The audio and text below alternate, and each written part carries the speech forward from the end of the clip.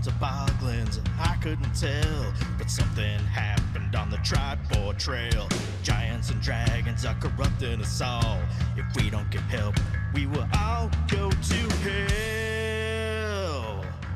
Did you hear the news out of Waveco Cave? A big holder tried to make us their slaves. My players trying to control our brains. I just woke up and the village was razed. We need the Stronghold to protect us for the night. We need the Stronghold to help us with this fight. We need the Stronghold. We need the Stronghold to go searching through the game. We need the Stronghold. We need the Stronghold. It's been a week since we saw day. A mighty group of adventurers. They're heaven just hell, but they may be mad enough to get us through this spell. When they are together, they are the Stronghold. We are the Stronghold. We're here to show you the way. We are the Stronghold. We might just have to save the day. We're just a group of heroes, yeah. We're big and we're small. We may not be the best in town, but we answered the call. When we are together, we are the Stronghold.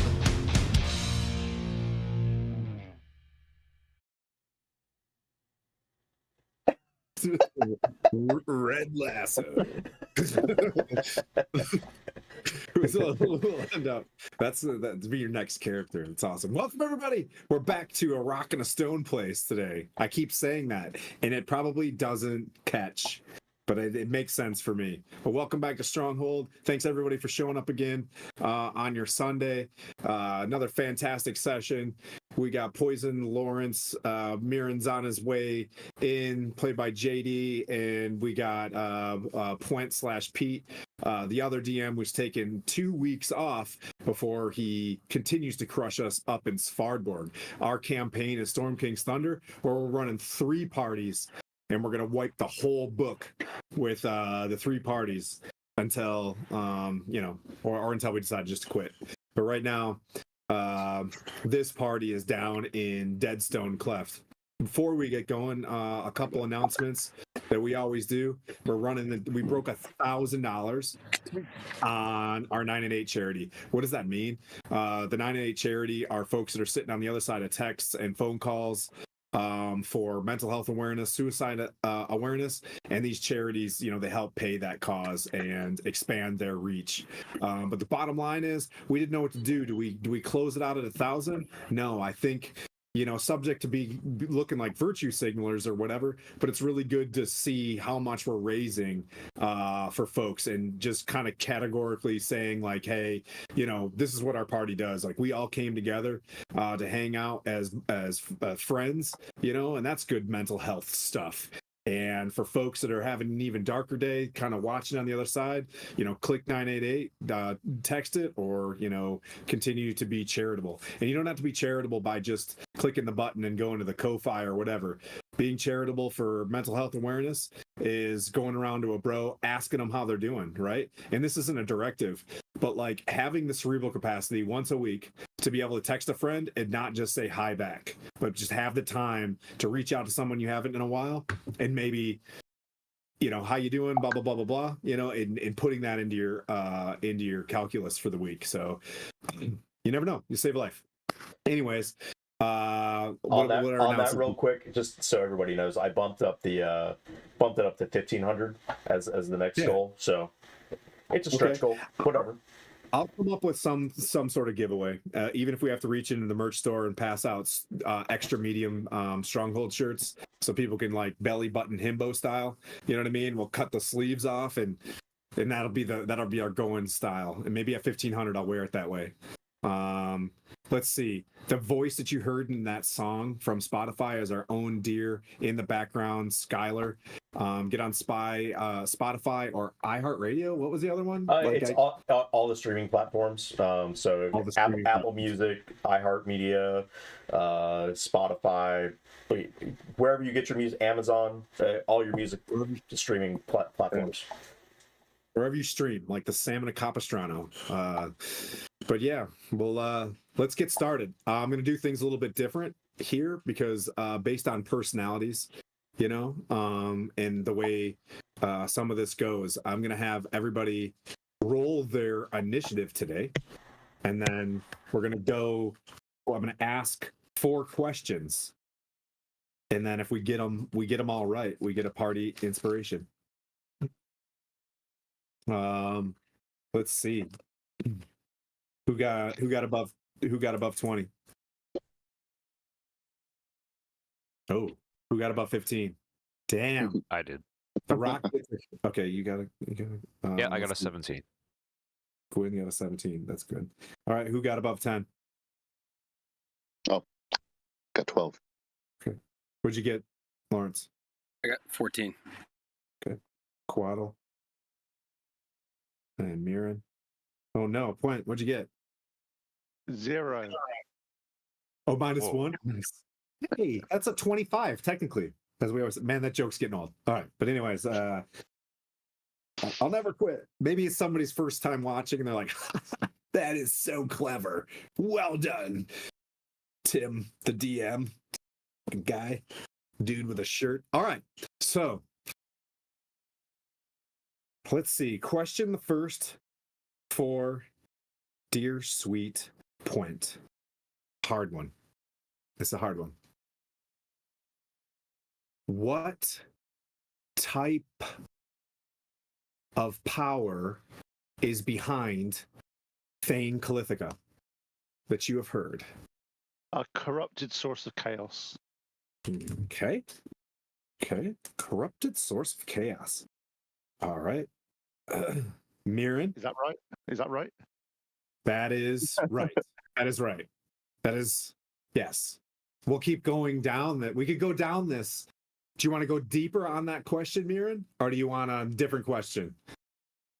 Yeah, let's go for question number 2. Question number 2. All right. How far have the stone giants incurred towards Waterdeep? Oh.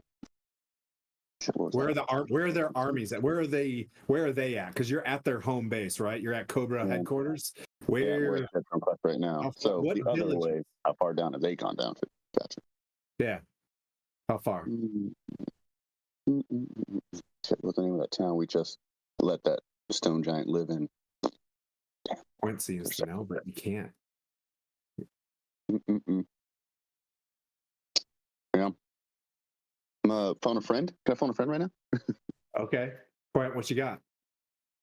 But Point can't be phoned again. Yeah, Long Ran Orobar.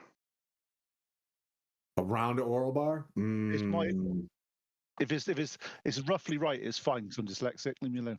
Yeah. They've made it as far as Loudwater. Oh, Loudwater. I got Loudwater as a other one, but I didn't realize that's where they were. Let's see. In this cave. Oh, what is the name of the boss that you're looking for? Gwen? Or Quaddle? What is the name of the stone giant leader?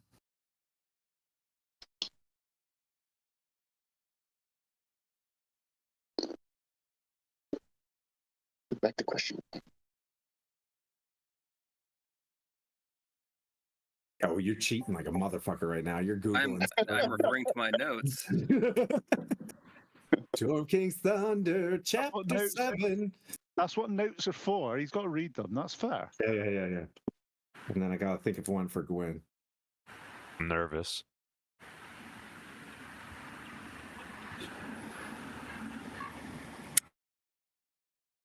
Not the little question 1 answer.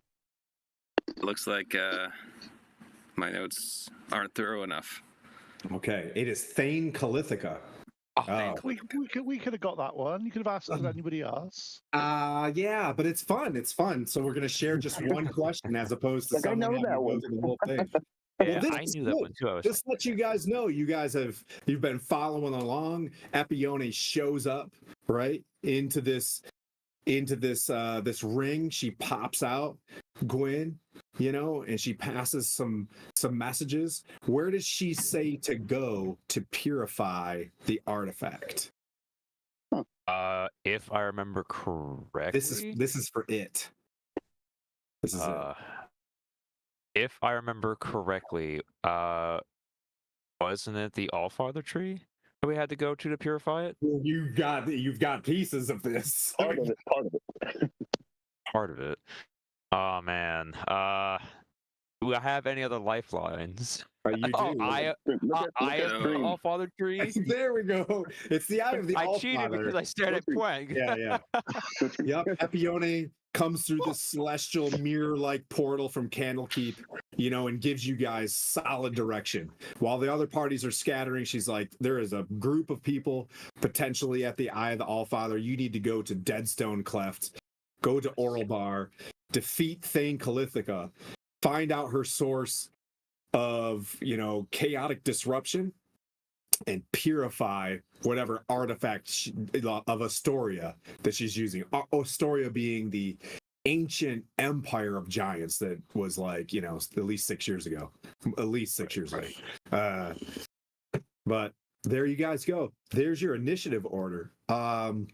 You guys are in the bellowing, Deadstone Clefts of bellowing mist just flowing out of this huge, moaning canyon, right? So this, I'm doing my best to build a friggin' mountain on this table, failing horribly, but you get the idea. So there's this big, Death Star looking trench, heading down. It's, big stone mountain of the Great Peak Mountains. You guys followed this river into it. You guys came, you guys tried your best to sneak in there, but there's one variable. If you fly, the rock gets you. You know what I mean? So if you fly in, this thing messes with you. You guys arrived. The rock hits you, Mirren, because you guys have been just handling me as a DM. You're like, I got the bird. You guys keep moving forward. This bird has been juicing for years. It is roided out. This thing is the size of a 737. Pulls you and your griffin up into the nest, and you guys have at it for at least one round, where your griffin eats it, where you actually pass away. And what we're going to do to further punish my friend is we're going to roll the D4 of destiny, since you did perish in this one. So you give me a D4 roll. Okay, let's see what we got here. And tell me what you get. Don't get a 3, because it's going to be hard to learn. A 2. You got a 2. A 2. So a 1. Oh no, you're gonna hate me. Oh shit. Yeah, a 1 is a permanent death save loss. Ooh. A 2 I would rather is have that. -1 to your constitution indefinitely. A 3 Ew. is a minor detrimental trait from the minor detrimental trait table, and 4 is a permanent scar if you get lucky. 4 is what you want. You know what I mean? Now, Yeah, can this never be real bullish. wished out? Can this be, there's always a way to repair something like this. Right now, you can go into your cog, give yourself a -1 to constitution, and take the effects of whatever that is.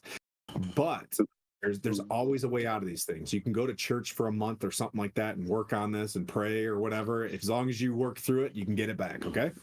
-1. There we go. Got it. Hi, Jeremy. I'm abusing them. This is taking a turn. I've been like a big Santa Claus DM, and I feel icky. But anyways, Quaddle, you just wake up. You're in the arms of a stone giant. And you see the stone giant as you kind of blink into consciousness, as you recover from your death save. It gently lays you to the ground. As it looks up, you see it shimmer and disappear. Okay. This all makes sense later on. Okay. The three of you all timed it, didn't you? At the very last round, and you all popped up, right? You all popped up, and I think you did a mass heal, a revivify, and a smite, or something along those orders in like one turn, did you not?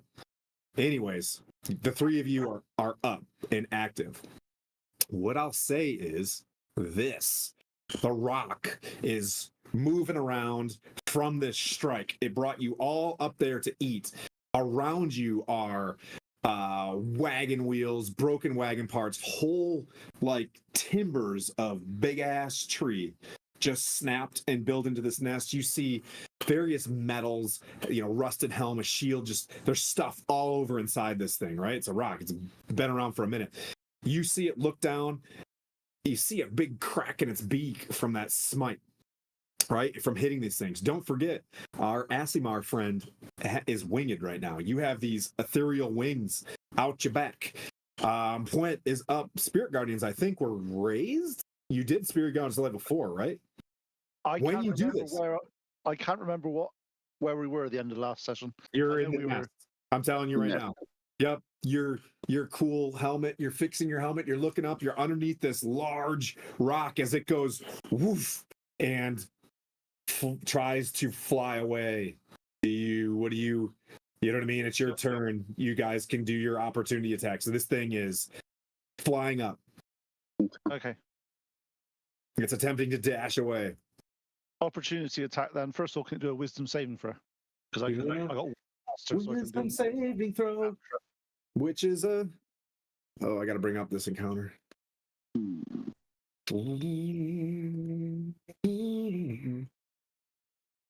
Where's my rock? Bugger. I need to bring it up again. 13. It fails. Okay.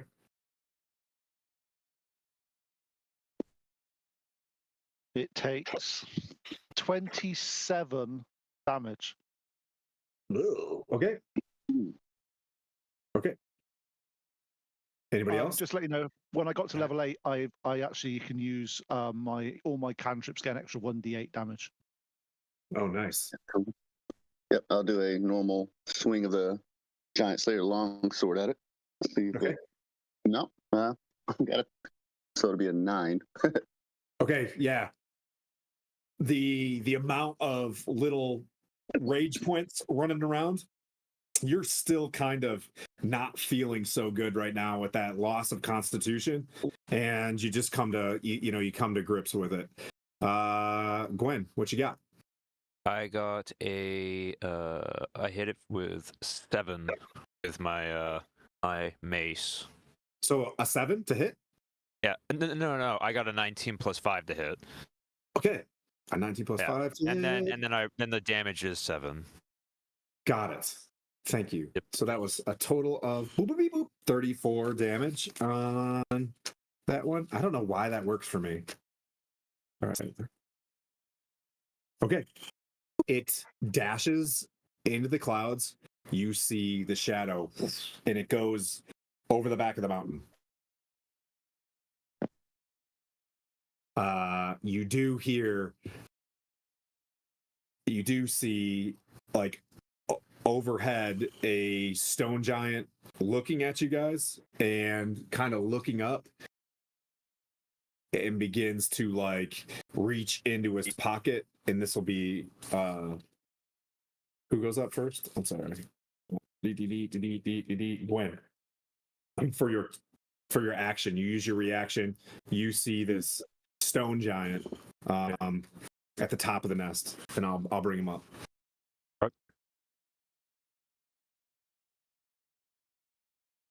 And he kind of like phases in above you guys, which is kind of weird. There's like a slight shimmer, and like phases in to you all. I know that doesn't make sense now, but feel free to do your perceptions. Try to figure things out. Right. How while focusing on him, how badly damaged is say Pwent and whoever else is near me, real quick? I'm 3/4 okay. Okay, and then, About you mirror. just about topped off. Okay, all right. Are we going with the rule of bloodied is half? Yeah. Okay. All right. So you're bloodied with a capital B. No, I'm not. No, I've got 3/4 hit points. Oh, left. Oh, okay. Okay. Sorry. Yeah, I'm about half as well. A little over.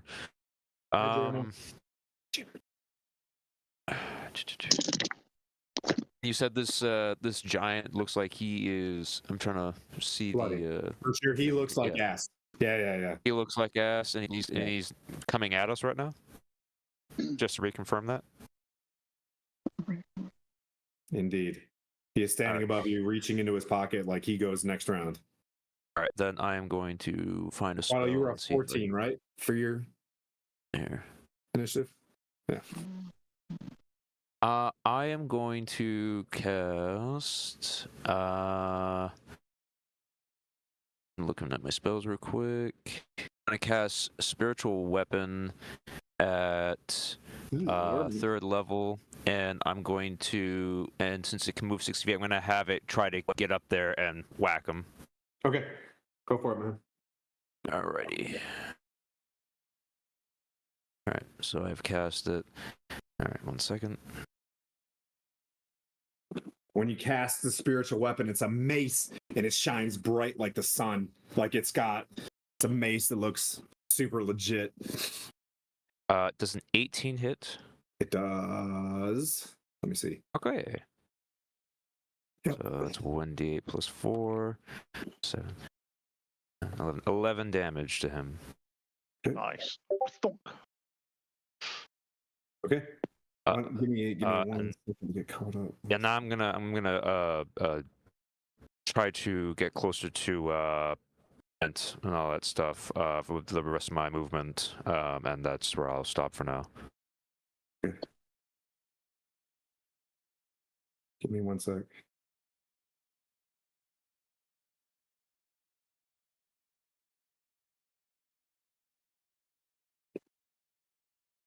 Okay. Magical weapons. Okay. Okay, sorry for the delay. Just trying to get myself caught up too. All right, that brings up Kawaddle. Kawaddle, you're on the ground and you hear splashing as you're like kind of laying there. You're off to your side. Your bow's sitting there, and about if you go to camera Tim, please, dear sweet. I'll bring it up. Okay. I'm coming. We've only got one camera. All right. Oh, geez. Can I start the video? Because the host has stopped it. You gotta let me start my video. You there, Skylar? Yeah, try it again. Thanks, bro. All right. So you just awaken.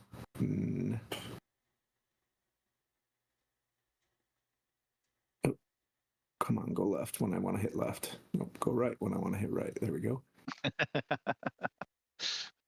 I hate that. Yeah, I'm the same. It's like it's so confusing, isn't it? Okay, and then I'm gonna enhance.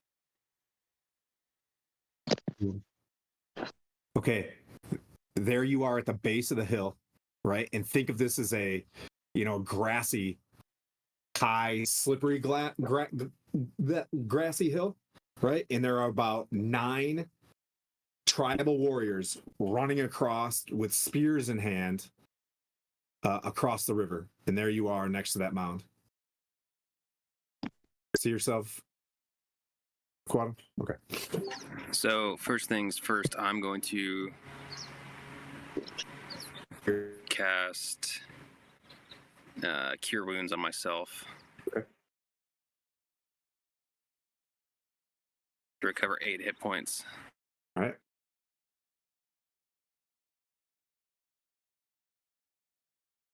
Yeah, so you, for all intents and purposes, They're not paying. You seem dead to them. You're laying down still, correct? Yeah.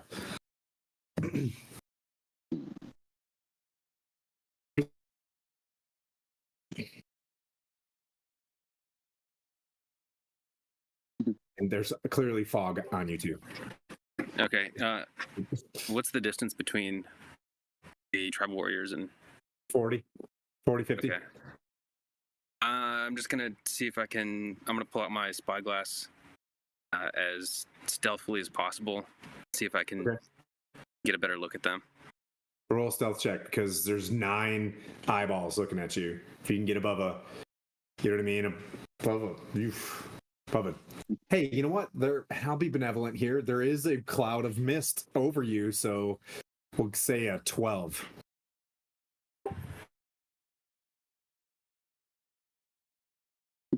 Seems reasonable. Okay, there we go. We lost him. Oh no. He switched to He just got real stealthy. That's what happened. too stealthy. There he is. We're back. He had to go to the deep lands of Reddit to see what his spyglass does. And he's a bit frozen too, buddy. And muted. Let's see. And Mirren, you're on deck. Yeah, I just hit 11, so you won't Okay. see me. You can use. Hang on. You can use the party inspiration for that if you want. I think you should. Yes, that's a good idea. Okay.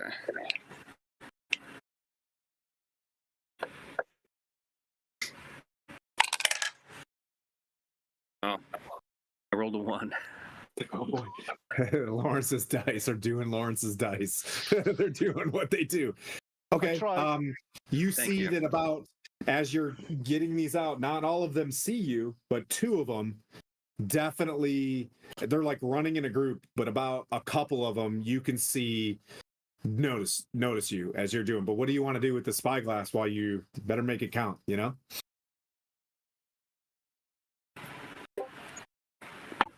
I just want to see if there's any identifiable features of this tribe that I could maybe Okay, yeah. use my clout in the Emerald Enclave to maybe sway them my direction. You know. Ooh, yeah. So you see that they have cave bear fur that they dye blue, and this is called the Blue Bear tribe. And if you have seen the 13th Warrior in terms of like the dudes that wear the bear heads or whatever, and they're all like cuckoo for Cocoa Puffs, you know, like these are Uthgarts, and it would take a significant amount of either beheading their chief or, you know what I mean? Yeah. Probably not going to be like, howdy, strangers. That's, you know what I mean? Like, these dudes are not like regheads that, you know what I mean, are more benevolent. I keep using that term today, but these guys are kind of malevolent. Phenomena. Okay. I guess I'll die. I guess I'll die. You can still run. Come join us at the top of the hill. Yeah, I'm gonna try and skip and jump Okay. up their way, and then this is my favorite terrain as well. Okay. Yeah, you make it 30 with regular movement where it would be about half movement to go up this thing. So you know that subject to the spears that are about to get chucked at you, you know, if you can just like, but you now get they're all like down there like, Ukwensu, you know, white devil, and they're about to start like chucking spears at you. Let's see. That'll bring up Mirren, you're above 10. Mirren. Okay. The rock flies off. There is a sacred weapon floating around, a stone giant. Okay, so Stone Giant's right in front of me. The 9 personnel that are by Quaddle, what's their distance from us at the top of the hill with the rock nest? 100 straight line. Hmm. That'd be real convenient if they're all lined up. So they're coming up the hill. So I'm going to use the Javelin of Lightning, and I'm going to throw it at the person who's at the bottom of the hill. Four of them? As many of them as possible. Yeah, 4 of them are in a straight line. Okay. So I'll be a DC 13 for dexterity for them, also the giant and the 4 of them that are in the line, or take 4d6 damage, lightning damage. 2 fail, 2 pass. So that's 14 lightning damage for those that failed, and then 7 for the ones that pass. And then the giant, did he roll? Get his fail or pass?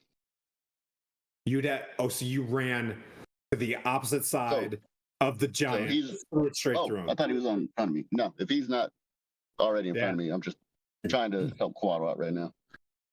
So throwing it there. So, and then the final guy, let's see, to hit will be a 16 to hit. See if it actually hits him. Who are you trying to hit? Oh, the javelin's going to travel and hit the final. Yeah, it hits them. Yes. Okay. And that is 1d6 plus 4.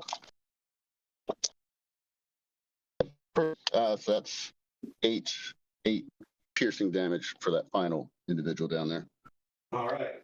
With that, 3 of them drop dead as lightning flies through them, and your javelin embeds, like goes straight through them and embeds. One of them is just like super bloodied. He's got like a big, cartoon circle hole in him, and like you can see your javelin stuck to the wall, and you can see a small entrance to the side of this cave on the right-hand side of the cave behind you. You should have one more. So that's so I'm gonna turn the giant into his pocket, try and give us $20 or whatever he's doing there. I'm gonna swing the giant sling sword at him. See if it hits, hopefully. Let's see. That'll be 8. Yeah. That'll be a 17 to hit, hopefully. A hit on the money. Good, because I'm out of spell slot, so I can't do anything with it. But so, and that's actions with the sling longsword. So he needs to do a DC 15 strength saving throw. And then I'm going to. He passes. He rolled a 19, natural. Yeah, he's a strong guy. Yeah, he's 1d8 quite and big. 2d6. All right. Plus 2, 7. So you can see he looks pretty rough too. 6 plus 2 is 8 plus 5, 13. Okay. So 13 slashing damage on him. And then bonus action. The bonus action, try and get him up off of Gwen's face and out of, potentially push him back a little bit. But, well, yeah, he's larger than me. Put my shield. Putting your shield up? Doing what? You break up a little Shield master shoving him. I'm going to shove him, but have him go nowhere because he's larger than me anyway. So yeah, you won't be able to do that with him. Yep. Okay. Stone Giant used his dash to get up there. So this brings up Pwent. Okay, just to sort of understand where we are a minute, because I'm just making sure that I know we're at the top where the nest is, and there was an entrance, you said, to the left, didn't you? There was an entrance where the Stone Giant came out on the left. There is an entrance where the tribal warriors are coming out on the right. That's where you and Gwen made your stand last time, but there is a hole a little bit elevated where the rock handler came out. There's also another weird entrance where the cave bears were. Okay, so to confuse you, because of 4 things: rock handler, the canyon. Tribal warriors came out of one. Cave bear. 4 doors. Okay. And this giant looks pretty rough. Looks pretty rough. Okay. How does Gwen look? And because Gwen's about half and half, Mirren's about half and half.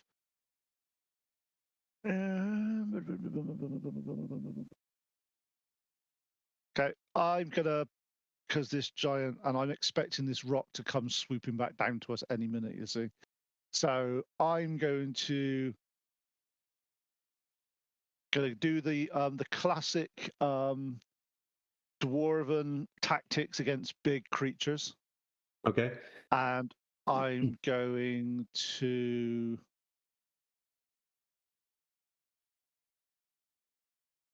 cast my spiritual weapon as a bonus action. Okay, Skylar, can you go to Tim Cam? I'm on Tim Cam. You want Krista? I mean Krista, yeah, my bad. Gotcha. So does a 20 hit? That hits. 13 damage. All right, how do you want to do this? Oh.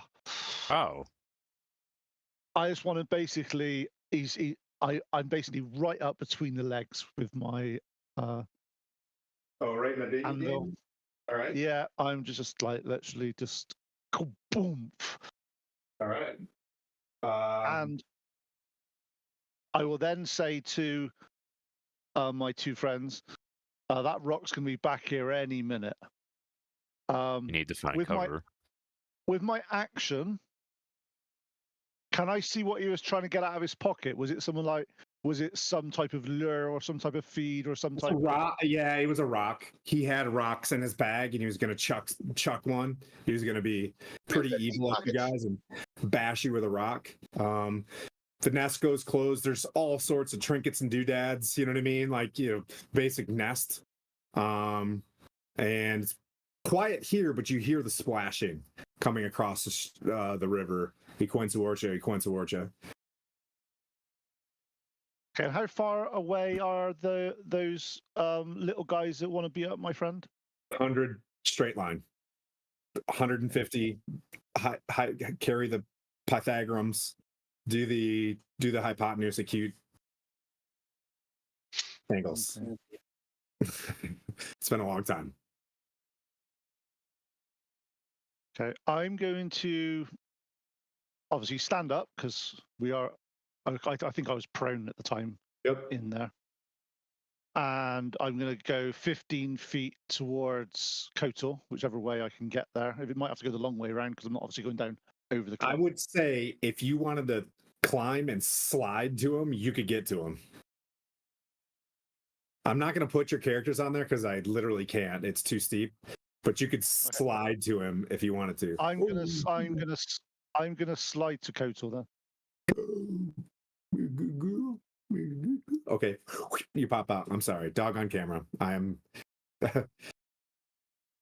Oh.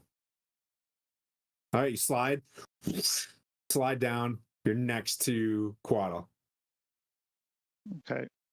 So is there one of those barbarians that are coming in? Is there one that they all look similar, or was one look like he's in charge or anything? Looks just like, your classic 10 henchmen situations, running out. Okay, so I basically get down and I'm basically standing in front of Kotal. Okay. So I'm like I am. Yep. And I'm just going. I've already cast a spell this turn, so I'm gonna spare the die. I'm gonna cast Toll the Dead on one of the guys. Okay. There's one in the front. So there is one that's like heavily scorched from a javelin, but not that guy. Okay, all right, I see what you're doing. Okay, on a fresh green bar. So there's a bunch of green bars running. There's one like a red dot of a bar. I got you. Okay, we can switch to game mode. I like that. I prefer it. Wisdom saving throw. Fail. Man, I was rolling hot too. Good. I don't like rolling bodies for you guys anymore. 19 necrotic damage. You see one dude just wither into a piece of jerky and it just like falls to the ground. And I hold my shield up, look at Kotor, and go, "Keep your head down." Oh, it's down. If his shield's up and he jumped in front of you, I'll give you half cover. Okay.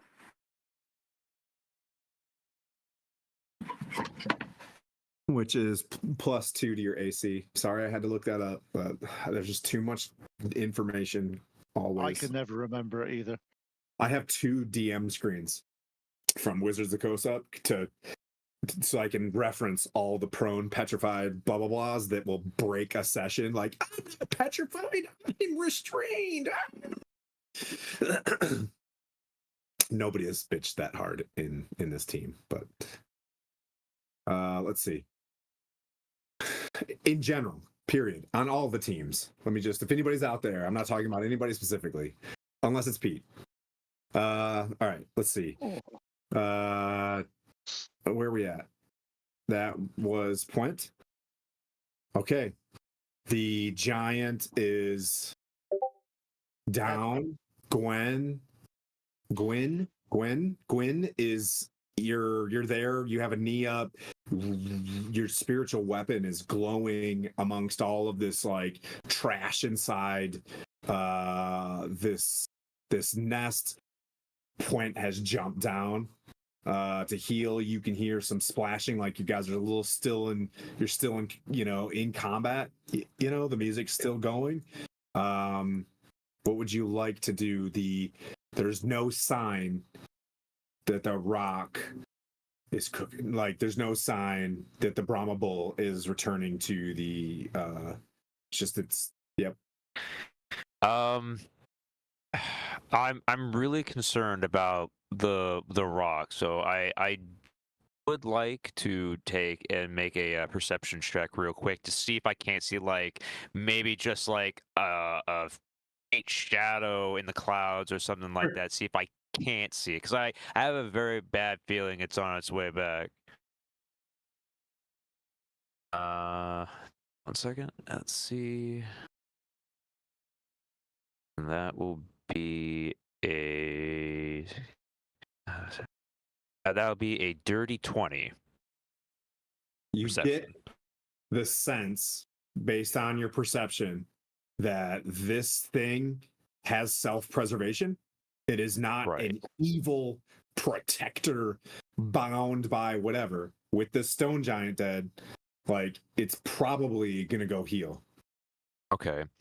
And if I don't have it in my notes for the description of like the whole area, but so the nest was next to a cave, if I remember correctly last time.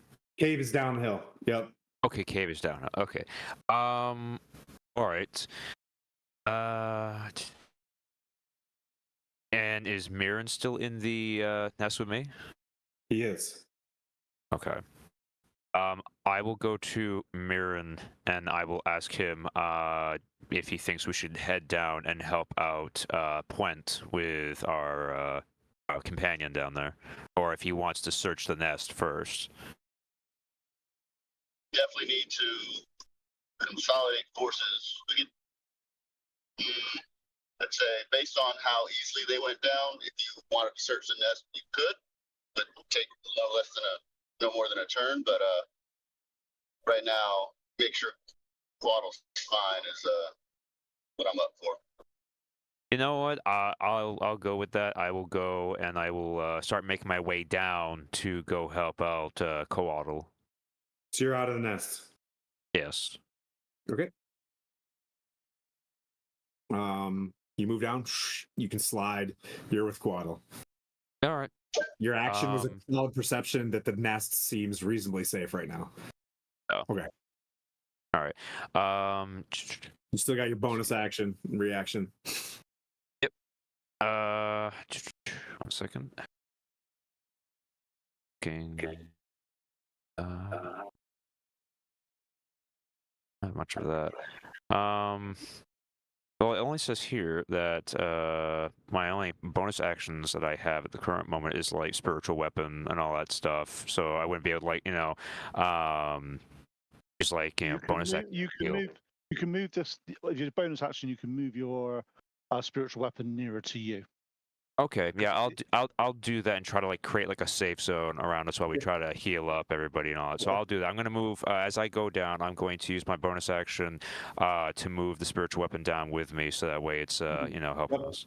So the three of you are on the middle of a very steep, grassy, like nice, clean, grassy slope. Interesting fact: it is like well cut grass. Okay, like yeah. For some, it's just blades of grass this big, slid down. Quaddle, you would know from your passive perception, like fuck ton of goats are probably brought out here at some point in time. So you slide down. You guys are all together. Spiritual weapon is there as well. Quaddle, it's your turn. You're in the middle. I don't think you have healed. You're behind a shield. You have your spyglass out. You see these dudes barreling towards you. I'm gonna peek from behind my half cover and start taking shots at the lead guy. Okay. With the oath bow. All right. It's 14 hit. I believe so. Yes. It does hit. Hide armor. You pierce his hide armor. All right, so my first attack, he's got 1 piercing. Okay. 1 piercing? There's no way. Yeah. Should be modifiers. Behind. That's not possible. Sorry, he's got 3. He's got 3 piercing. Okay. Thank you. Still pretty low. Okay. What's your dex modifier? 2 plus 2. Okay. That makes sense. And then 11. Okay, that brings him down. The first one trails 11 out. to hit. Oh, that my misses. second. That misses. Okay. Then, sorry. So, arrow hits in the top shoulder. But he's still got a spear in his hand. And then the other arrow goes over his head. And when you do that, I say, keep your head down. Okay. The tribal warriors times 4 will throw them all at. They're going to try their best to hit old Pwent with the shield overhead. A 1, a 2, and a 4. My dice are out. They're out, everybody. Let's see. The last one's a 5. A 1, 2, 4, and a 5. Dice are dead, everybody. Here we go. The tables shall turn. Oh, what happened? There are moving, blinking screens everywhere. All right. Let's see, and that'll bring up Mirren in the nest.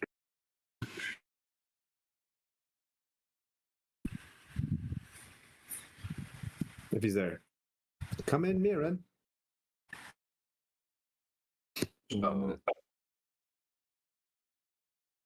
Is that what the wind was? I'm not sure. I thought it was Kotal because when I muted it, it went away. Did Mount Rainier just erupt?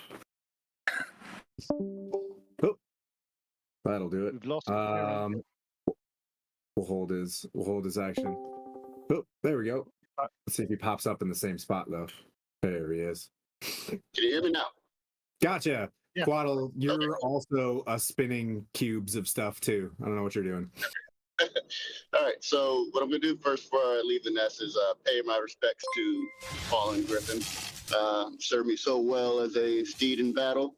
So I'm going to, make sure it closes its eyes, wrap its wings real nicely, and give it a good send-off. And then now I will also join my companions at the bottom of the hill. I'm going to use the momentum of me sliding down the hill if I have enough movement speed to engage the first individual that Quaddle shot and not run him through, but essentially slice through him, and then my second attack on the next individual, if they both hit, as I hoped. So they're at the base of the hill. You're gonna run past. You can't. So I'm gonna slide down the hill like everybody else that did that whole slide, right? Boom. Use that momentum. I'm not gonna try and stop myself at the bottom. I'm gonna continue that momentum and then engage them. If you're past them, you can get there, slide to the bottom, and come up for an attack. Kotor's about to reset his Discord because his camera's. I don't know what you get. What'd you hit, buddy? All right, so first one is a 16 to hit. That hits. And then next one's a 13 to hit. That hits. Okay. So see how you do this. The first guy is damaged. Yep. So I'm just slicing through him and then carrying that momentum to stab through the next individual. Oh, okay. You're going after like Ninja Turtles and Foot Clan. Got it. All right, so a 12 slashing and then a 14 slashing. Both dead. As you come down with your giant slayer, you just cartoon. They're running up, and you slide straight down and shit two tribal warriors.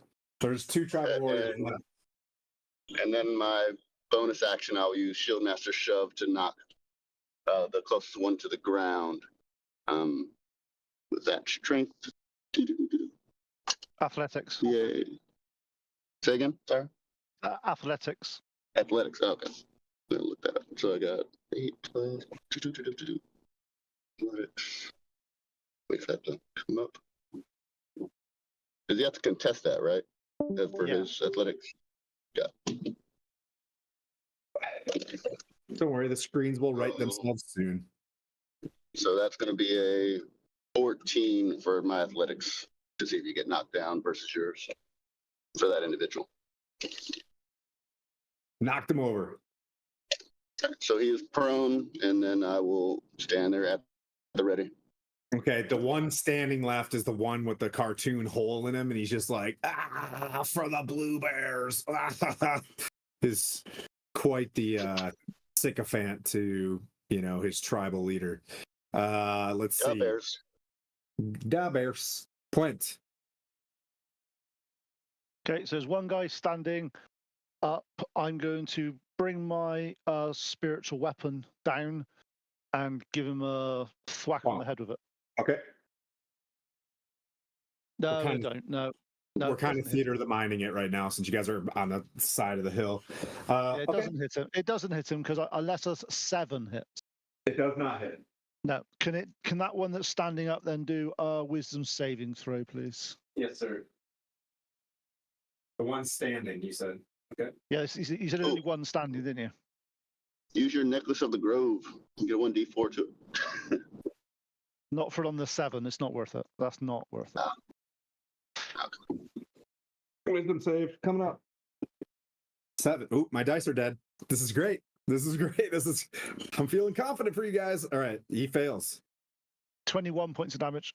Is that necrotic too? Is that the bell? Yeah. Jerky.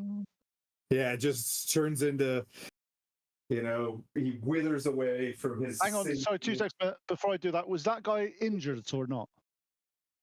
No, he wasn't. Oh, hang on, I need to re-roll the dice. Sorry, I rolled the wrong dice. Only works out at 15 damage. Oh, he's still dead. Okay, just saying. I want to make sure. Tribal warriors are the goblins of the barbarian types. All right, are we still missing Quaddle? Let's do a full restart. No worries, Gwyn. It is your turn. There is a very rough-looking barbarian 15 feet below you, roughly. I'll say it's 15 back to the nest, 15 to this guy. You've got your spiritual weapon there. What do you want to do? I will send my spiritual weapon. I almost got tongue-tied there. My spiritual weapon, since it's going to move 60 feet, I'm going to have it just fly right at him and make an attack.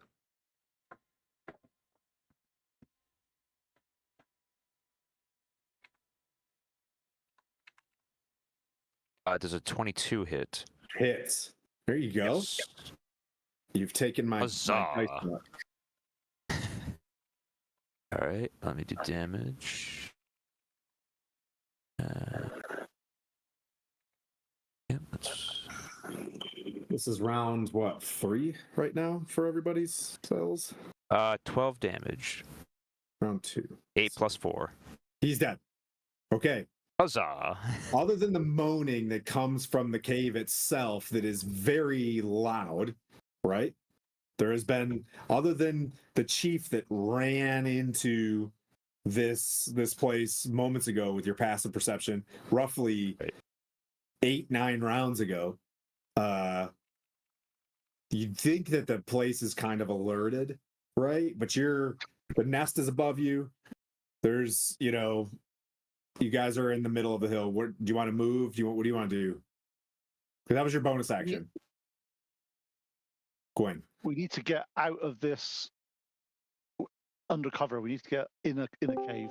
Yeah, I would say I'll make my way towards the cave and all that, and I'll ready myself. Obviously, for my next turn, I'll ready myself and my spiritual weapon in case anything comes charging out at me from the cave entrance. Okay. All right. Send a. I didn't. Boys. All right. So, which cave are you going into? There's one straight ahead, the Rock Handler Cave.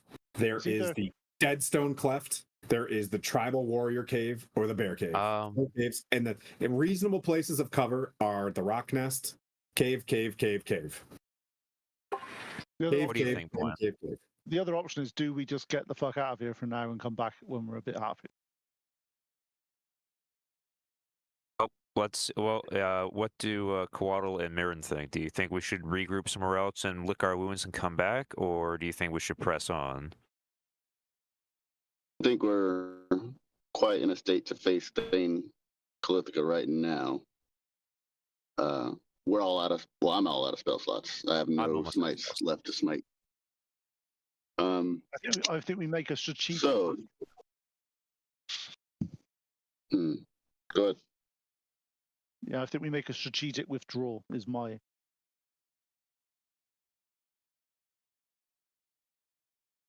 So, if we do that, do we think that they'll be mounting a more, I guess, sturdier defense against us? They may do, but if they go in there at the moment, we're going to get absolutely creamed. Or have we taken out all of their? We've taken out one giant. We've taken out one giant, and the rocks ran away. That's it at the moment. The rock is no longer in the building, so I think we might be fine. Let's see. What do we do? What do you think, Coatl? Where can we find a spot that's reasonably close, but secure to go ahead and rest up then? Because I don't think we want to take days' journey. We can probably look around and use my rangering skills to help identify a spot. You can make a. Or we could go and live in those ruins for a day. Whatever you prefer, based on this. You want to find probably the best spot to rest? Okay.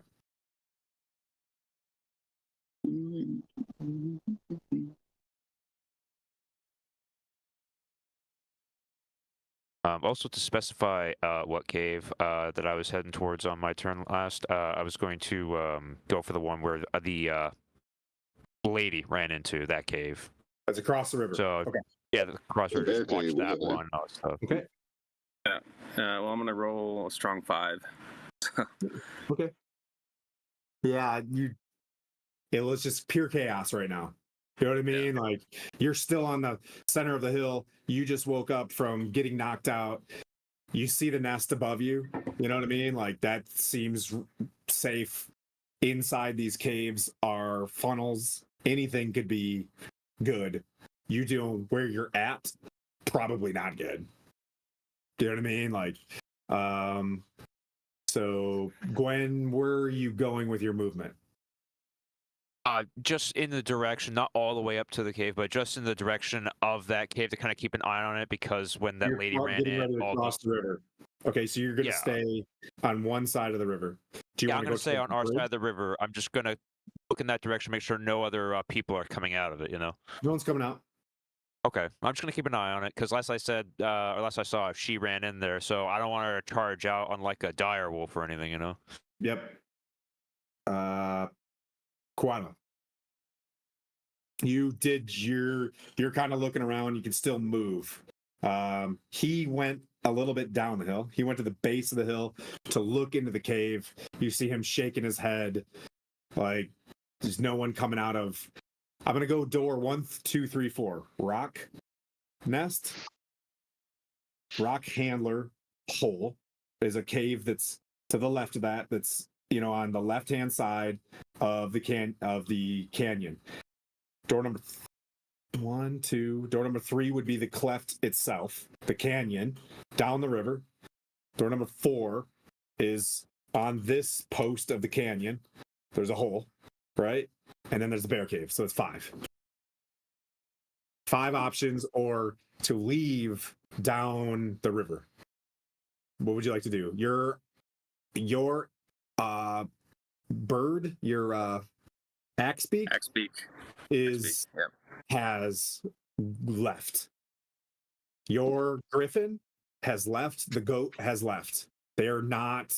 Once all of this kind of happened and the rock kind of showed up, you get the sense that you'll probably have to spend a day collecting up your animals, but they have sought the cover of the outside of the map. Yeah. Have to what do you guys think about door number 4? My griffin. I'm thinking rock handler's cave. That's what I'm thinking. It's the rock is gone. If he was the only rock handler, because 1 handler per rock, I presume. No one else exited that cave with him. That may well be the highest and most secure point that's covered that we have. Okay. Yeah, that makes sense. Yeah. I'll agree. I will. Hi, Captain Insano. Okay, so Gwyn goes down the hill. Quaddle moves forward, straight ahead towards Rock Handler Cave.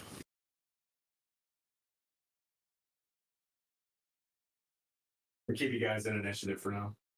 You move to about here, bunch of dead tribal warriors. Gwyn on Tim Cam.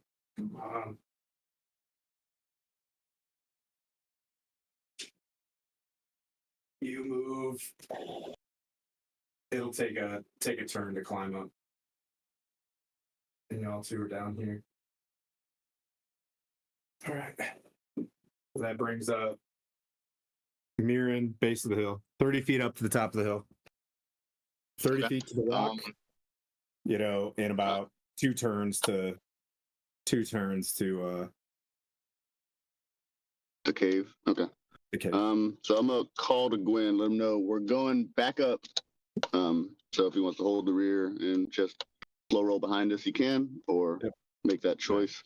I'm going to start making my way direct to the cave. Being that I don't have anyone to fight right now, I'm going to use my action to dash to overtake Coatl to take the front of that, being that I'm in a more sturdy and healthy state. You dash, you can make it to the entrance of the cave. Oh, then I will do that and then not stand right in the open like a weirdo. I'm gonna just peer off the side, just post it up ready. I have so many books open right now.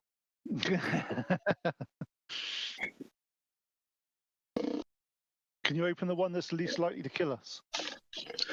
I'm trying, man. You look inside of what looks like a very unfurnished cave. No furnace. Got it. Basically, there's just some rough ground, like rough hay, where he may have slept. He's a bit of a ranger himself, maybe, as you look in, and you see kind of perpetual footsteps in a nice easy path up to where the rock's nest is. But you can see into this cave, it moves roughly 60 feet. Like, you can see that it keeps going in farther into the complex itself. But you can see there's no real light that you can see from where you're at. Pwent. Okay. I see everyone's going towards that cave. Who's near me at the moment? Is it just Kotal? Gwen is probably 15 feet off to your, to your right, your 2 o'clock. How hurt does Kotal look?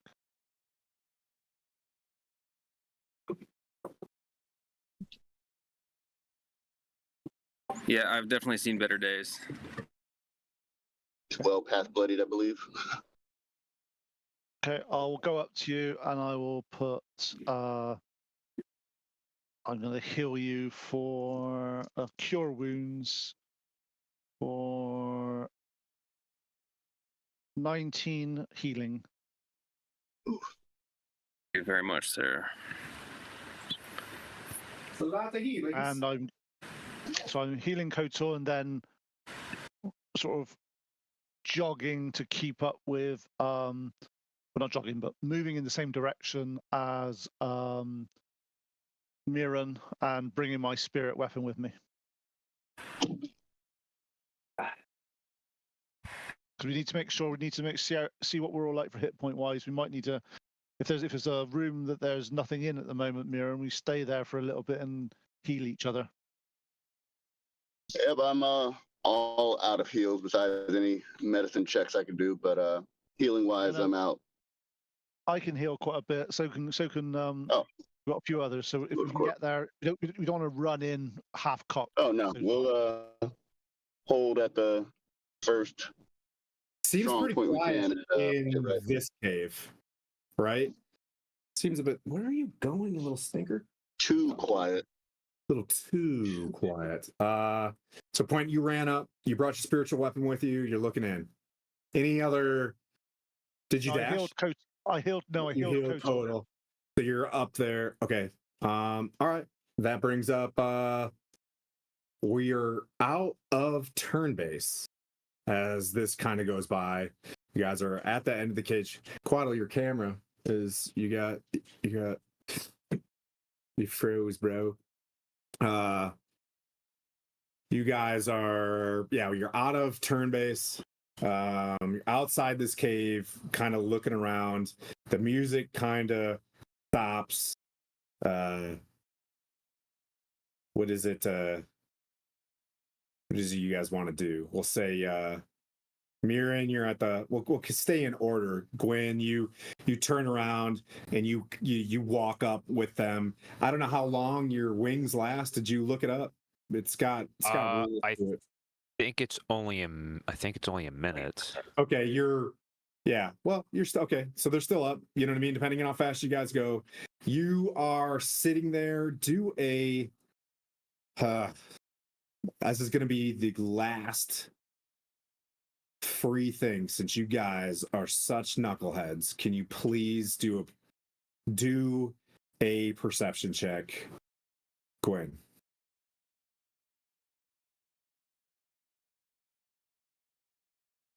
I've never seen dudes just bully a map so hard. If there was a rugby team, you guys should be the Ruggadillos, the Rugby and Dragons.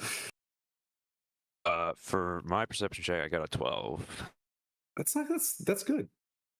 That's good. 12 is very standard, decent perception check.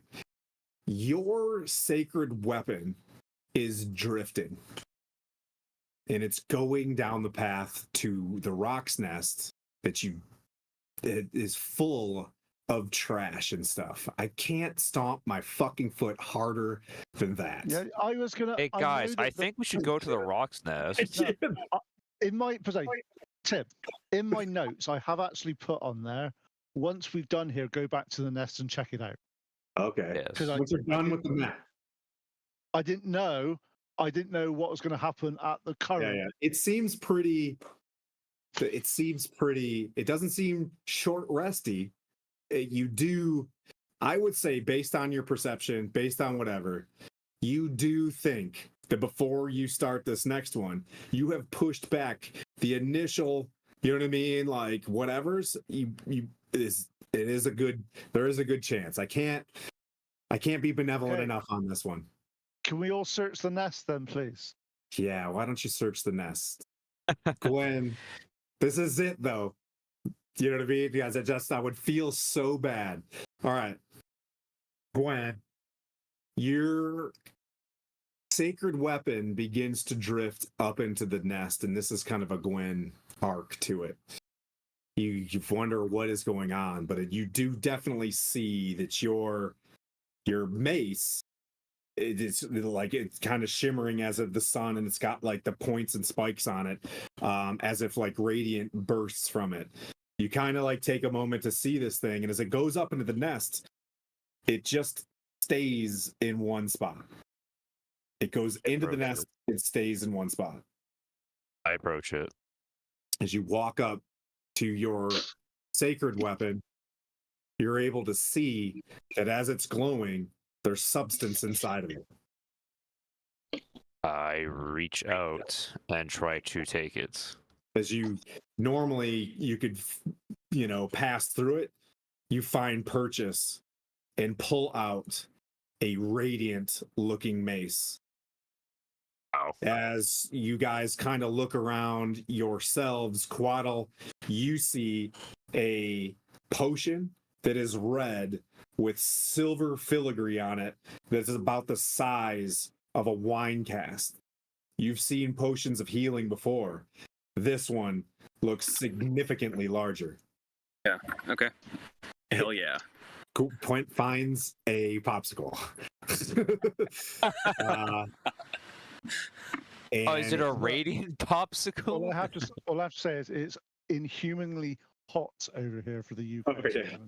Mirren, while you guys are looking around, you see a sack of which looks like it's just different. It looks like dust. But as you were to shake it and flake it out, the dust kind of keeps settling inside of a pouch. Dust. You have Dust. Yep. You guys can take you can take a check if you want to do a quick religious check. I'll give you one, So what I'll offer you is a short rest because of how brutal this front part of this map is and how I know for a fact I'm not going to pump the brakes for the rest of the way. I'll give you guys a short rest as you're sitting there repairing yourself inside this rock's nest. How about we run away now? Because if that's what DM's saying, we just run away. You get the sense that if you ran away with the amount of the stone giants that are to the west of you, that this is their resupply. This is their center of gravity. There will be more tribal warriors or more rocks that are healing or whatever that will return to this place. The front of this thing, you just took it to the nose. It is what it is. You can either come back for a year from now or, you know what I mean? But you could run into the same amount of luck. I say. Waddle, are you there trying to talk? I can't tell. You've got Red Lasso.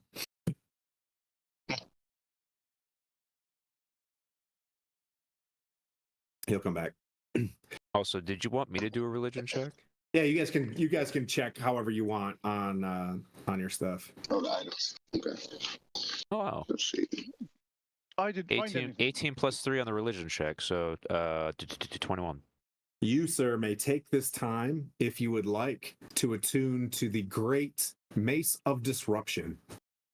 Okay, I shall do so. You have discovered this. You've seen this before. It has light about this. And as you decide to attune to this? Yes. As you take the time to know this weapon, you can feel this strong sense of confidence that you are the chosen and a champion of Palor. Huzzah! However long that lasts. Yeah, until I see another rock come out of the sky, I'm like, oh, that's not good. Quaddle, you have also Rolled a 18. you realize this is a greater health potion. Yeah. The greatest. I would hang on to that one. That's a keeper for a dungeon. Mirren, what'd you get? For mine, well, it's a bag of dust. Do you want me to do religion? You said, You can, however you decide. okay. I was like, I don't know if I'm seeing religion as bag of dust, but 16 for perception on that. You have found the dust of dryness. You can search that however you want, but it can be handy. Let's see, dust of dryness. And Mr. Pocket sand. Mr. Pwent, as you walk around, you stumble into a wooden chest about this big. Do you wish to open it? You just did. It's got a tongue hanging out of it. Just kidding.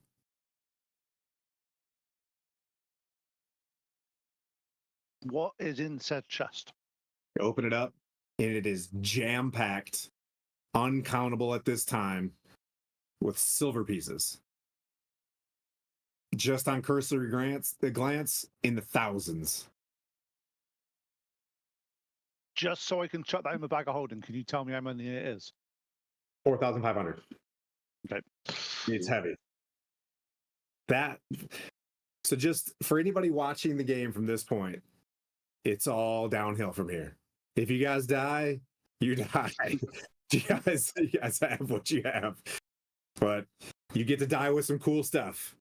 Okay. As I start to sort of have my short rest, I am using a cleric feature called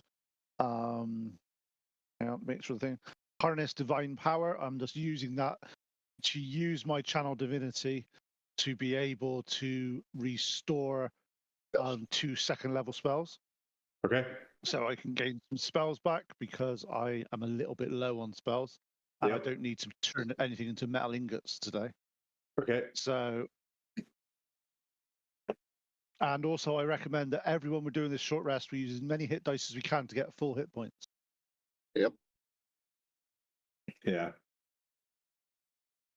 Realizing that if you use over half of your hit dice, you can only heal up to half on your long rest, correct?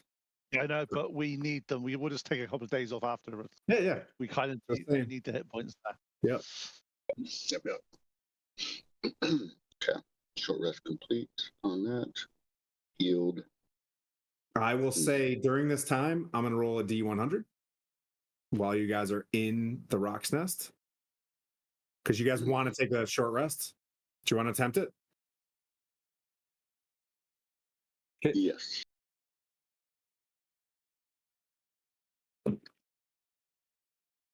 $20. Oh, whoa! Nothing arrives. How long are we doing short rests? 2 hours or 1 hour? 1 hour, right? Just need Half one. an hour.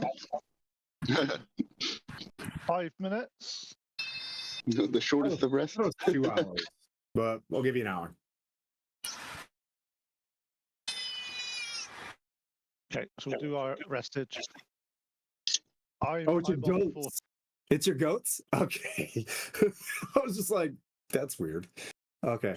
That's my war goat. That's my war goat. Leave him alone. He came back. Okay. Well, there you guys go. Guys get a little breath. Everybody took a short rest. Yeah, short rest, short rest. And I think the next time we run these things, I like the week-long long rests. I would go with that option. All right. What? All right. If you do that, you see. I know that it's sometimes because certain dungeons you couldn't do a dungeon like I don't know. It depends. Well, it's also the fact is that certain classes won't get played. You'll play everything that has short rest stuff instead of long rest stuff. Sure. So so it's a bit. it's not quite as straightforward as you think, because I've tried playing it with some of my other games, and it does cause a few imbalances. We shall. Okay, so we'll start out with Gwen. You did some praying. Did you add it to your thing? I'm doing the thing right now. You said it's the Mace of Disruption, divine radiant weapon. Yep, I can throw it in your inventory if you need me to. Okay, that's fine. I'm still trying to figure out how you add it to your thing. I can do it. Give me 2 seconds. All right. Yep. Anybody else need me to add anything to their inventory? Negative. Yeah, can I have a Helm of Wishes, please? No. Can we have a lightsaber? I already did that in the last party. It did not work out. Oh, Did work. Manage inventory. Mace. Mace of Disruption. Ooh, pretty. Add to equipment. it's a And really nice looking mace too. Are you adding? Are you equipping and attuning? Yes. There you go, sir. You are Thank you, sir. attuned. It is there. It just refresh. It is beautiful. So you got this thing, and inside of it, right? You see how it looks like a cage. On the inside of it is the son of Palor, just like hanging out in there.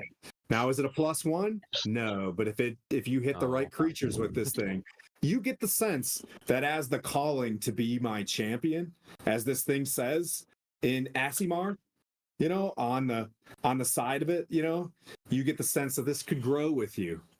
It gives you if you get to the other side of this dungeon and you do my calling, maybe this thing increases a bit. What would you like to do for your first as you're talking to the folks? What are you thinking? Well, now that I've attuned to the item and I've done my prayers and so on, I look to the rest of the party and all that stuff and see if they're awake. Oh, they're awake. They're just bandaging up. You sat down for a second. Yeah, I'll go through everybody. So you're kind of checking on them. Okay. Yeah, I'm checking on them and kind of like also once in a while just like making sure we're not being watched. Do you want to lead this party? Do you think that you're going to be the one that gets up and moves up first? Sure. No, I'm just asking. Do you want to walk in the cave? Sure, I can do that. Why not? Okay.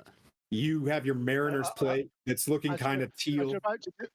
As you're about to do that, I go, Gwen, have you made sure that you've used all your divine abilities to give you your spells back? To the best of my knowledge, yes. Look at your I like features the and fact traits. that there's a young priest and an old priest. This is very exorcist situation here, where Father Pwent, you know, and the You should have a harness divine power, which means you can use your channel divinity to refuel your spells. I'm not sure what your channel divinity is, but mine's useless. Right, I have 2 charges of channel divinity, so I just use one. All right. If you want to use one to get a 2nd level spell back, but also what does your channel divinity do? Channel divinity, turn undead 1 action. No, there should be something else it does as well for your. Sorry, channel divinity, preserve life. Preserve life. There's destroy undead, blessed healer, and divine strike. Okay.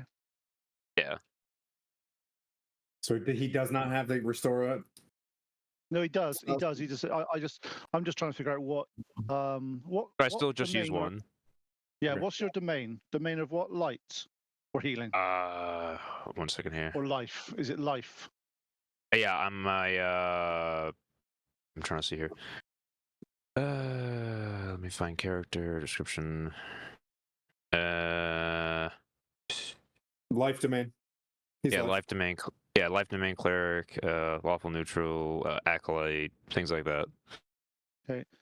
So your preserve life basically says, as an action, you can present your holy symbol to invoke healing energy that restores a number of hit points equal to 5 times your cleric level. Choose this creature within 30 feet of you and divine. And basically, if you use your you can use it in combat. It's only like a action. Right. And basically, you can heal for 5 times your cleric level, so that's 40 hit points.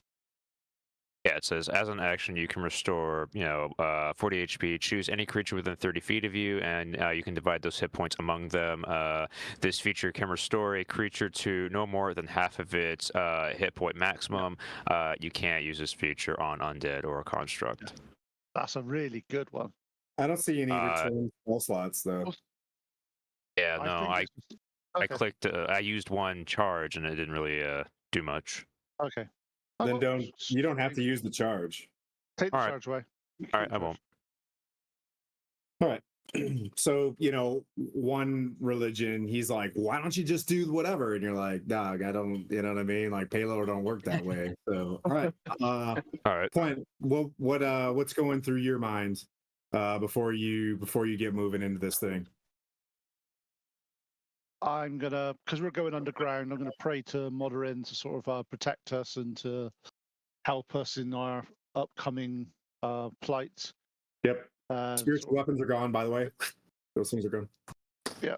And talk to the group and say, I think we need to adjust our tactics slightly. From before, when there was more of us, we were able to split up and do things in multiple ways. Since there's only 4 of us now, we need to sort of stick together and sort of move as a single sort of force, rather than do like we did last time. That I think we're in old habits when there was a few more members of the party. And Yeah, now especially when we had a rogue that could one-shot everything. yeah. So we've had when there was more of us around. When there was more of us, we need to sort of make sure we sort of concentrate a little bit more rather than go off in our own directions. And I think that's just partly my fault. I apologize. I think dwarves are stuck in their ways. We get used to doing things a certain way. We're not the most adaptable. Now we need to adapt. Otherwise, this is going to happen again. That's valid. I have been chasing the glory pretty hard, getting out there in front of the crowd. I think I'll bring it back, get everybody in the aura of Hyronius, and we can achieve glory together. We'll make this Speaking happen. of that, are you going to go collect your javelin? Yep, that was my intent when I was running down there real quick. Just grab that real quick. It doesn't come back up automatically. All right. And then, so is there anything that you want to do during your short rest, Mirren, and then Quaddle, you're next? Yep, mentioning the glory, I thank Hyronius for letting me return to this mortal coil and not holding me up there, because, I mean, I'm doing great things, and I know he wants his champion up there. But, I'm going to stay down here and achieve more glory, and all in his name. And thanks. Thanks. And drop the mic. Yeah. Quaddle, short rest. Yeah, I'm going to kind of recenter myself, refocus myself, thinking about Drennan and Janka, and this is why I'm doing this. It's all for a greater purpose. Between Drennan, Janka, and the Emerald Enclave, I need to ensure that my head's in the game. I am giving this my all. So I'm using those 2 things specifically. Brennan, Janka, and then the Emerald Enclave to center, refocus, and bring glory to the party, bring glory to the Emerald Enclave. Yeah, as you're thinking about that as well, you do get like a chill up your back about that Oni that's still out there. You know what I mean? Like, wherever you run into them. Yeah, when lots of Drennan come into my mind, the Oni is always right behind it, obviously. Ooh, just kind of floating there, kind of creepy in the background. Yeah. Ooh, I love it. I know. It's like a curse. Sticking around, so. Yeah. All right. All right. So who wants to lead the party? Where are you guys headed?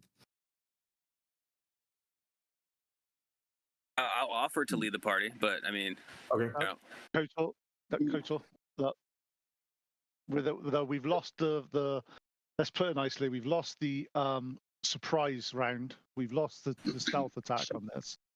So I think if Mirren's at the front, you're how wide's this tunnel? This entranceway that the stone giant came out of? Tim, it's not like really big. I mean, it's big enough to get a stone giant through, but it's not like massive. so I mean, so it's 10 foot wide. We can walk down it. Two of us can walk through it at the same time. Right. We can shield it up. Yes, two can walk side by side into the opening, and then as soon as you get in there, I'll open up the map. Okay. What do we think if we send me and Mirren at the front with Shield at the front, Skylar, Christicam, and Gwen and Kotal right behind us, and we move as a unit? So let's say they stay within 5 feet of us back, so they get the auras, and we can push. Or you want them having further back? No, I mean like right next to us. I mean, stay together because we want to be with you. You can keep your Okay, aura. gotcha. Good old phalanx. Let's do it. So I guess where are we going from here? Once we exit, are we going to cross the river, go to the bear cave where that person ran inside, or where are we going? We're up here. I think we're up here. We go to the one the giant came out of, and just go through that way and just see what happens as we go, and we just basically try to Okay. take, and we'll just basically go room by room and Push down the tunnels. Got it. yeah, we've lost the stealth because we were so stealthy. It was great. We did really well on the stealth. Yeah. They're honestly some of the best ninjas I've ever seen. I know it's The amazing. Grifters were the best ninjas. Because you've seen no ninjas, so yes, the best I've ever seen. But yes, let's start making our way down there. We'll making our way downtown.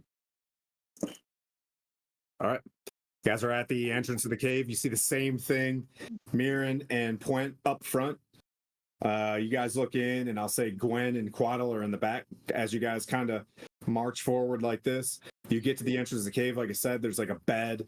There's some chains and whatnot that give Quaddle a bit of a heebie-jeebie that maybe this rock wasn't totally on board with the relationship. But you guys want to enter the cave? Yes. I'll claim the right-hand side. My character's right-handed, so I need that swing. Yeah, I'm not going to swing anything, so I just claim the left-hand side. I am literally here to stop the people in the back getting hit. Yes, I have no spell slots. So everybody's tracking. I have no spell slots besides some drow magic I can use once per long rest, which I haven't yet. So I may throw some of that out. Don't be too, freaked out, but it may happen. I'm not too bad because I think most of the spells I used were long-lasting ones. So. All right. You guys enter the cave. You guys kind of move around in there. There isn't much going on in the cave itself.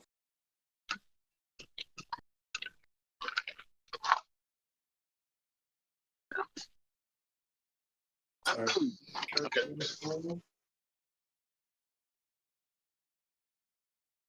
Well, good. As long as we're not encountering anything right away. Say we keep moving at a slow but steady pace. Yep. We're not trying to alert anybody in advance.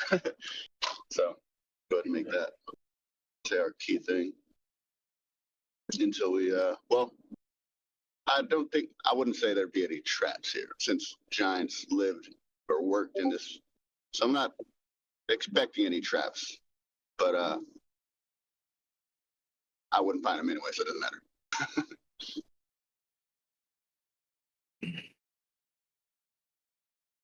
Let's see. All right. So you're just going to keep moving forward? Yep. Well, let's see. So is there still no light that we can see? Can I do a perception check down there to see if I can?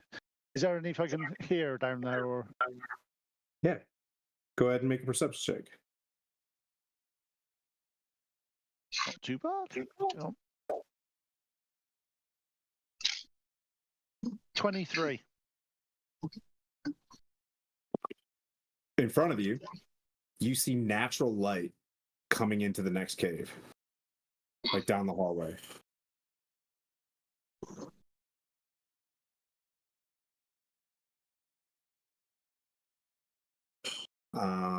Pretty quiet still. Start walking forward. Okay, you walk forward. You move down that. Oh, got a new follower. Thank you. How many lions? You guys keep moving forward a little bit farther, both Pwent and Mirren. You turn the corner and you see a. Let me bring up the mappy. Oh, right is left, left is right. Damn it. I am the worst at this game. All right. Oh, don't want you to go that far. Nope, nope, nope, nope, nope. Come back down. All right. You see, as you walk into the room, a bit of a dais.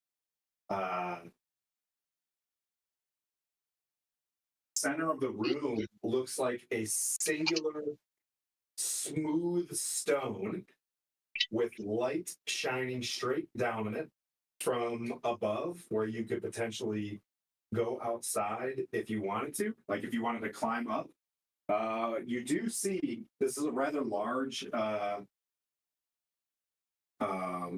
cave area where if you wanted to, you could easily climb up. Like, this is the easiest rock climbing walls anywhere as you get into this place. The ceilings go up 60, 70, 80. This goes up 100 feet straight up. And you get the sense that there's various ledges everywhere in every map. You could probably climb up to 30 feet and look down on something. As you look at this, you see, various, bas reliefs of what look like stone giants. And in the center of this, does anybody speak giant? Pwent does. And Kotal. I do as well. You see, giant runes that, say the word Skadkong on the base of this, which means the Fog King. The stone is... Have I heard of that name at all? I think we do a history check or a... You can do a history check if you like. Yeah, but it's not... Yeah, you do a history check. I got history. Oh, 21. The Fog King was a, I'm gonna keep using benevolent because I'm stuck on it right now. Was a very pale gray-skinned giant long ago from the ages of Ostoria. Kind of a ruler of the Grey Peak Mountains a while ago, back when stone giants were a little bit more peaceful. You see large giant-sized handprints all over on this smooth stone. But you get the sense that this is the tomb of Skadkong. As a matter of fact, if you look closely enough, the tomb itself is Skadkong. He just turned into this really big smooth stone, right? Like as he laid there, he became one with the mountain. As all giants want to be. Can I see, as a dwarf, I want to use my, you said that is Pete Pwent's interest, should I say? Yeah. You said that stone's him. Yeah. Peace rock. Is He that... turned into a stone. Can I use... No, you're saying, I'm just trying to figure out, because I'm stone cutting or something like that to sort of figure out what type of... Is it a special type of a stone or anything like that, or is it... I would say you use that for the rule of cool and not have to scrub through all your stuff. You're you know what I mean? You lean into, you're a forge master dude or whatever. It's stone, but it's stone giants. And you've heard of giants going through a ritual called, and it's not gonna show up, but it only shows up on D&D Beyond. That's why I did this. I'm gonna scroll up a little bit. Olak Morha. is something that giants would come to a place and they meditate and they become one with the mountain, giving them special powers. If they hold the Olak Mora long enough before they die, they can become one with the mountain. How'd you? Olak Mora. It's you're never going to be asked to, it's OLACHMORRAH.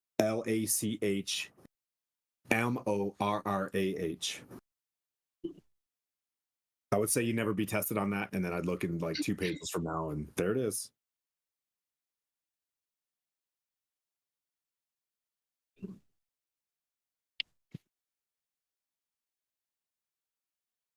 You guys see Pwent just staring at this like, what information?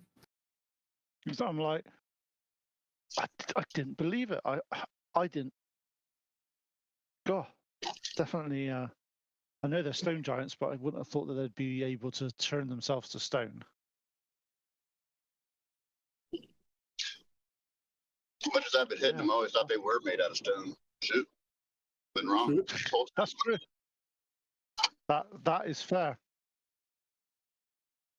The more you know. Yeah, very interesting, huh? What would you like to do? Anybody else like to do anything? As you see Pwent, and I'm just going to assume, have you touched anything in here? Are you just in the? What are you touching when you're? You know what I mean? Like, I should probably ask that as you perceive. Like, do you touch anything? Are you walking in the room? Or are you still out staring at this? To be honest, I'm probably it's probably not the best idea of this. Actually, no, I'm not touching. No, I am. With stone cutting, I probably have to. I can't just look at it and go, "That's stone." Yeah. I probably do need to. Wait. Okay, Gwen, what do you want to do? He's gonna walk up. Pwent's touching. Too late. But what do you want to do? I was gonna lay my hand on it, stop him from moving forward towards it and all that stuff, and possibly touching it. It's like, hey, why don't we just observe from a distance? Yeah, you could observe, and it stays very solemn, like a tomb.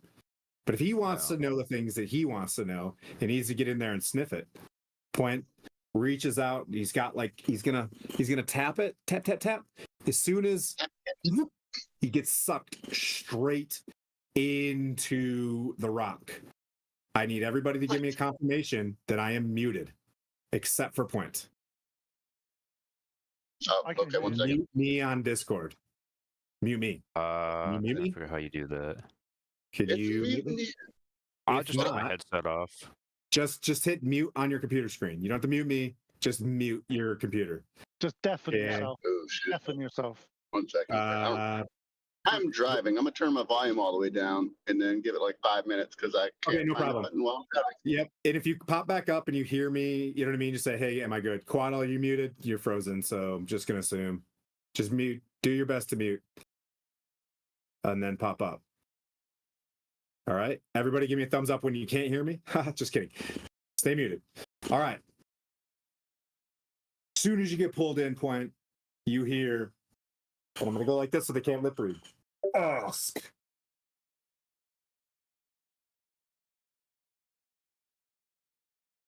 I can't hear you, Tim. You can't hear me? No, you only heard ask and then you didn't do anything. Yeah, that's all I did. Ask what?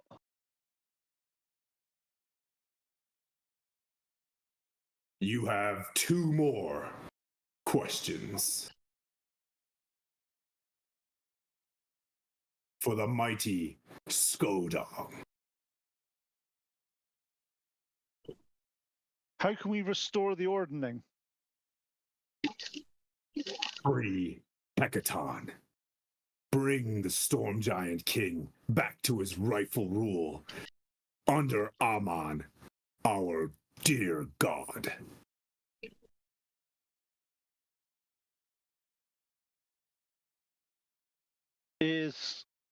How do we defeat? Oh, get the name right. How do we defeat Thane Kalithica? Kill her like any other giant. She's empowered by others, but she herself is bound to the mortal coil. And you are ejected out of the rock. Everybody come back up. Gives you an option to say things or not say things. I come out of there and I'm like, the giant was talking to me. It made no sense at all. It let me ask some questions, so I asked some questions. I asked how to restore the ordning because I thought that would be a useful one. Apparently, we didn't know what's caused the ordning being wrecked as it is, but apparently, King Hecaton, which is the Storm King, has been kidnapped or stolen, or he said release him and it will be. I can't hear you, Tim, again. What? Come over here. What? Could anybody else hear Tim? I can hear Tim. Yeah, What? he's away from his desk. What? I'm over here. Is there a ghost Tim somewhere? No. So I'll explain that they basically said they need to free King Hecaton. So it looks like he's being held prisoner somewhere. But don't know where. But that is just useful information. We didn't know that before. And I then asked how to kill Thane Calithica, and he basically went kill her like any other giant. She dies. Oh, well, that made it easy. Yeah, apparently she's got friends around her which are empowering her. So I'm not sure if we have to deal with them first, or I think he didn't. And then as soon as I asked that that question, he kicked me out. I would say that would be the logical thing to do, is take out those who are, empowering her and then strike her at her weakest instead of hitting her at her strongest. Logical. I don't know if Quaddle's muted still. Yeah, you back? Yeah, I'll give 2 thumbs up when you guys can come back. So the rock itself has the tiny where he tapped. When you tapped, instant imprint is the weirdest stone. It's stone, but you were able to imprint where you just were. Like, it was very malleable. So I've now got a dwarf-sized little handprint, have we? Yeah. Lots of big giant handprints and a dwarf handprint. Yes. I don't think Quaddle heard what you said to the party, though. Cottle, can you hear us now? Mirren, did you hear? Did you come back? Oh, yeah. I think Mirror just has his radio turned all the way down. That's brilliant. Hey. Okay. Yeah, Mirren said he was going to give it 5 minutes with his volume all the way down. Since Well, that's fine. That's fine. This will work out. You guys are still in the room. Yeah. You touched the thing. It answered questions. Yeah. So basically, Kotal, this might be the second time for the third time, because it might be another time. I'll have to explain this in a minute. But King Hecaton is the reason why the ordning is gone. King Hecaton is the Storm King chief. Okay. It looks like he's being held captive somewhere, or he's been kidnapped or something, because all I got was free him and the ordning would be returned, which we didn't know until this point. And the Thane has other people empowering her, so we may have to deal with them before her. We don't know yet. That's all we got.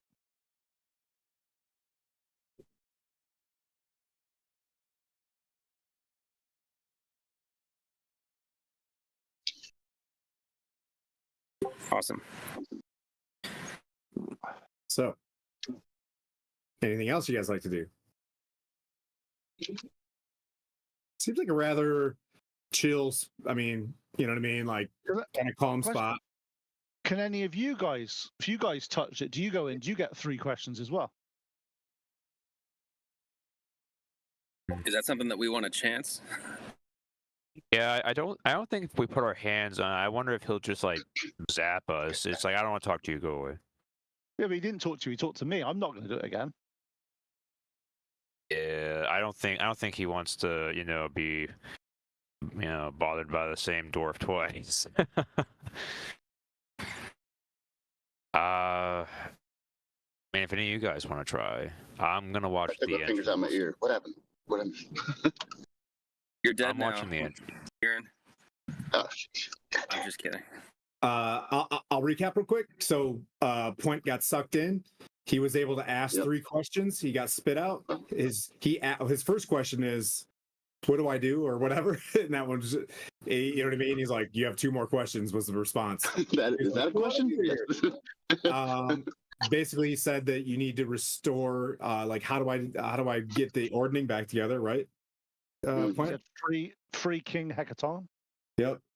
And then Thane Calithia is attached to the mortal coil. He was like, "How do you kill Thane Calithia?" And that was like, "Kill her like anybody else." Normal person. Got it.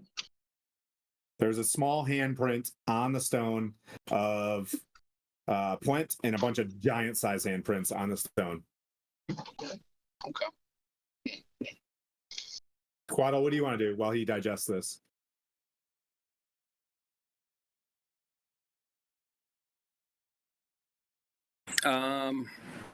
Is there anything else that we can maybe gather up 3 questions and send somebody else in there? You just get the sense that. Good. Man, what? No, I'm saying, did he say more people can come in? Is that like a thing? He's like, hey, just bring all your friends. Is that we know that He didn't say either way, teleport? but he didn't say either way. But I thought it'd be worth a shot. Oh, okay. Yeah, he's currently working on an advertisement. It's like touch the stone and bring your friends. He's very lonely. Needs more people. Got it. No, he wants to have a birthday party.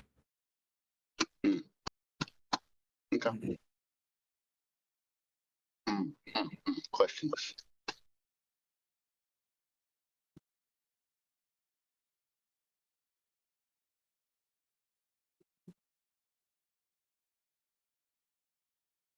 You got questions, Quaddle? What you got? What you gonna do? Quaddle walked off. Yeah, what's the answer to life, Okay. universe, and everything? Oh, he's back. Sorry about that. And that happens. So technically, it's in terms of Mirren's digesting this. Quaddle, you wanna do anything? Mirren. So Gwen's like, "I don't want to touch it." Yeah, I'm gonna stand by the door and watch the entrance. Okay. I don't know what that There is facility another thing entrance on the means. opposite side of the wall. I'll go look at that one then. Okay. I'm gonna join Gwen. Okay, you move forward. You guys see the light shadows of a fire about 20 to 30 feet ahead of you down a down the cavern. I'll Mirren, just keep an eye on it. what would you like to do? Okay. Not. Oh, broke up. I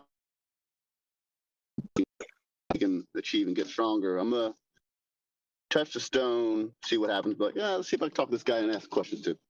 Everybody mute except for Mirren.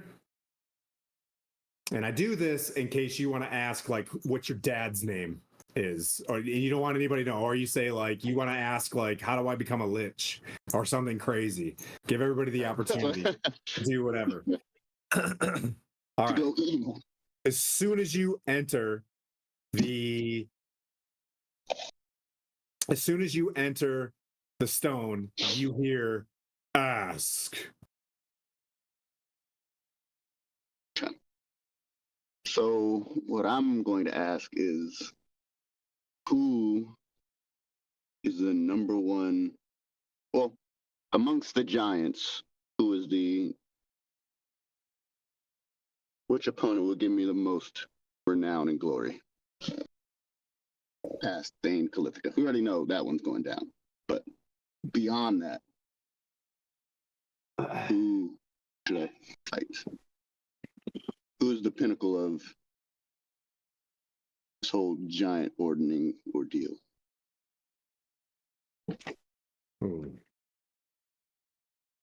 So you seek glory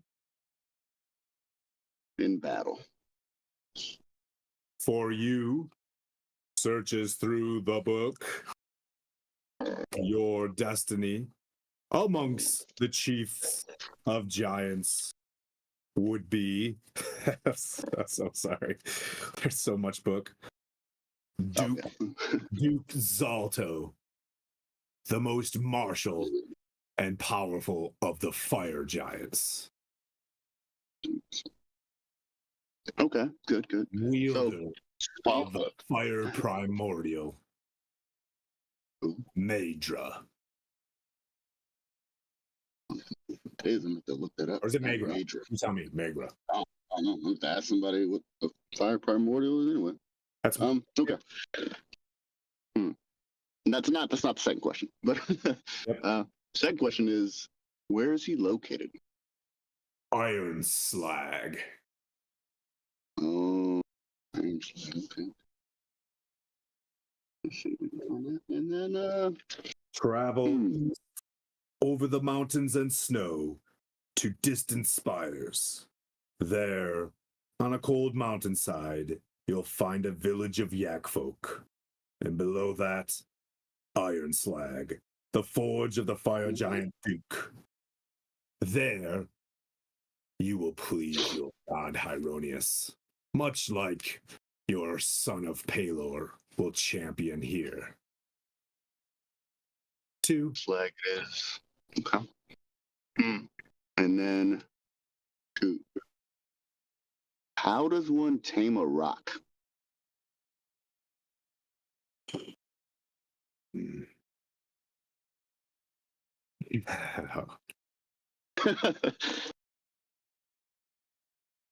Need a new steed. Beneath this mountain, deep in its bowels, lies an earth primordial named Drown. Drown is held captive by a chaotic, evil stone giant manipulating and leading Thane Calithica's powers. Although she is into it as well. This earth primordial is creating an ungodly water funnel from a land called Maelstrom for a great kraken. Okay. Free the earth primordial of the Grey Peak Mountains, and the rock will be yours. All right. Not going on. Got it. All right. You get spit out. Whew. There's a lot to process. All right. Huh. A lot of battles. Okay. Some good knowledge in there. Good knowledge in there, guys. So what we'll do while he's talking or eating or whatever, we'll take a 10-minute break. Manu / Skylar / Bork / Flandina. Yep. Right? Are we at the 2 hour? Are we at the 2 hour point? We are. Yeah.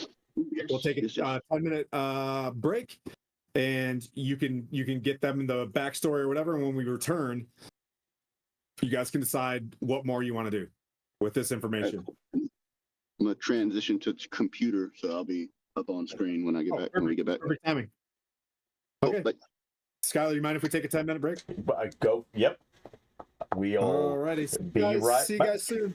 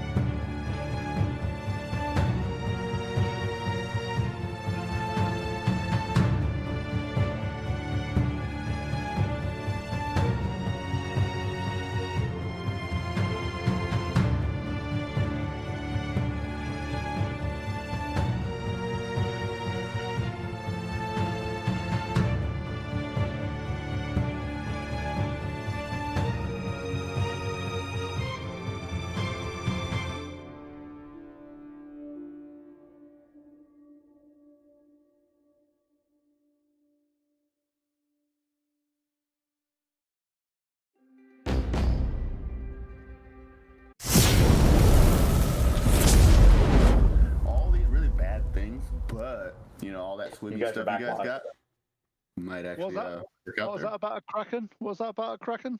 Yeah. So the Earth Primordial is being held by a chaotic evil stone giant, creating a funnel to this place to summon a kraken.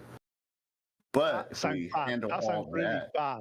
That sounds, sounds really horrible. I bad. don't want to do that. we should stop I that. don't want to from fuck with a happening, kraken. and then we have a giant rock to go ahead and beat everybody up. So anyway, there's that. That's like happening right below us. But then also, there's a guy. So the baddest giant amongst all the giants, Duke Zalto, he's got a fire primordial on his hand, but we got to beat him up too. That's a personal thing. I'm gonna go ahead and make that happen. Make Haronius real happy. But yeah. So, but he's in Iron Slag. So if we want to go knock him out, that's next on the thing.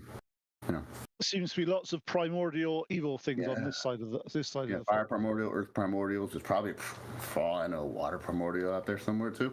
But those are the only two that I know of. But yeah. So the bad stuff going on below us. If we're gonna try and solve this with Thane Kalithka, and then I've never seen a kraken, but it sounds horrible. So you might want to do something about that. I vote that we send Gwen in to swim with his armor and see how it goes. Yeah. I did get this dust stuff, so if we ever run into, I don't know if primordial's made out of water, but throw this dust on them, see what happens. Yeah. It's here, dust. Yes. Send the younger, less experienced cleric into the water. You got the swimmy boy armor. I know. Yeah, now it's all coming full circle. I have been kind of like a maiden that you just like push in the volcano to make the gods heavy kind of thing. Yeah, I think you're doing fine. I think that'd be says Pwent, trying to hide his cloak of the what's it was a cloak of the manta ray. I don't have one of those. I don't have a cloak of the manta ray. Don't know where that went till you yank it off. No. Yeah, guys, I fold left that that into at home in my other cloak. Yeah, I fold that up and put it out of the way and go, what cloak? I have no idea what you're talking about. I have it stashed away in my other beard. And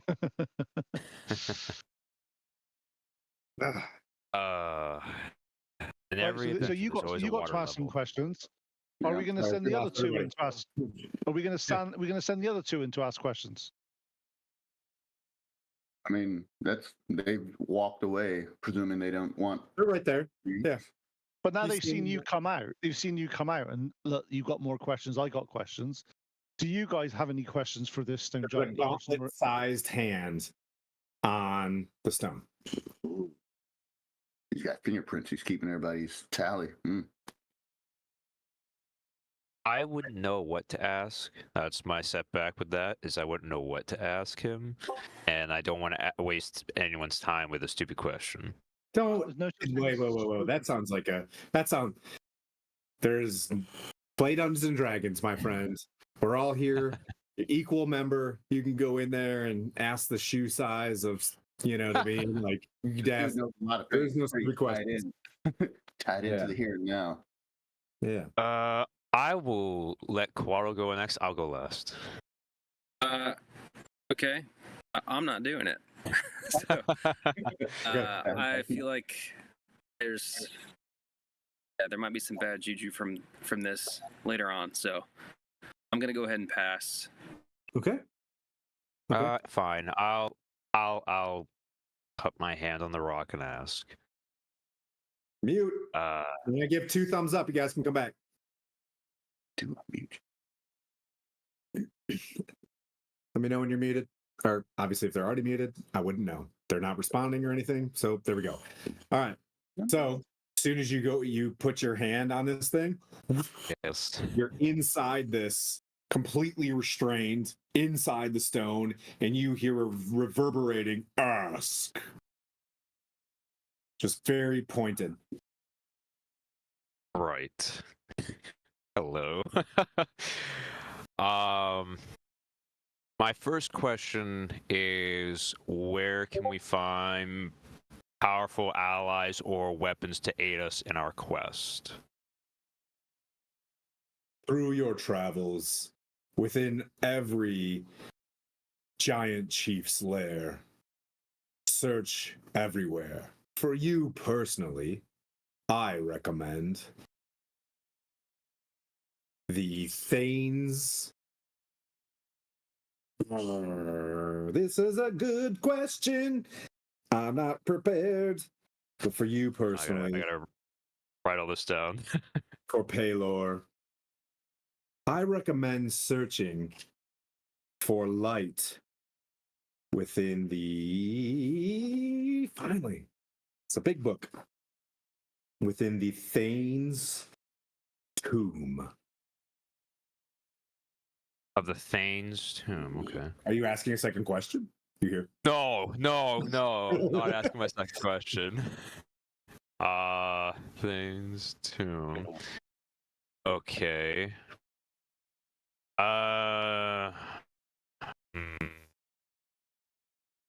This is a very honor amongst thieves moment.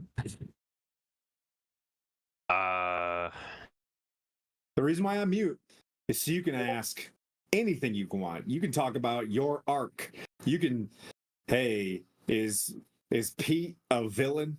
You know what I mean? Like, you know what I'm saying? Like these kind of things. Hmm.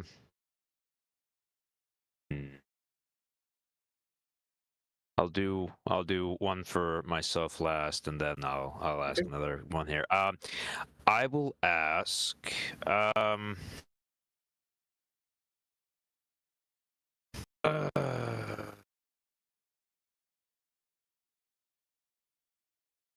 Are there any prophecies or visions that we should be aware of? We don't like things that we don't know that we should. Mm. I'll write this down. Your journey could pass just Storm King's thunder. Deeper threads are being pulled both from the abyss and the Avernus. Demons and devils are making their way to rule Faerun. Demons are the ones pulling the giant's threads, as dragons were being pulled by the Avernus. Right. Can you hear? Good question.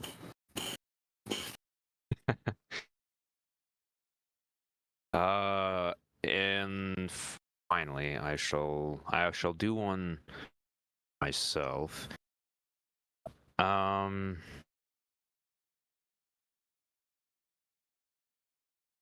What must I do to prove myself to be a true champion and chosen of Paylor? You are on the path to be at the side of Paylor, winged and splendid. Stay on your course. Follow the signs. Search for the light. Whoop. You're pushed out. Right.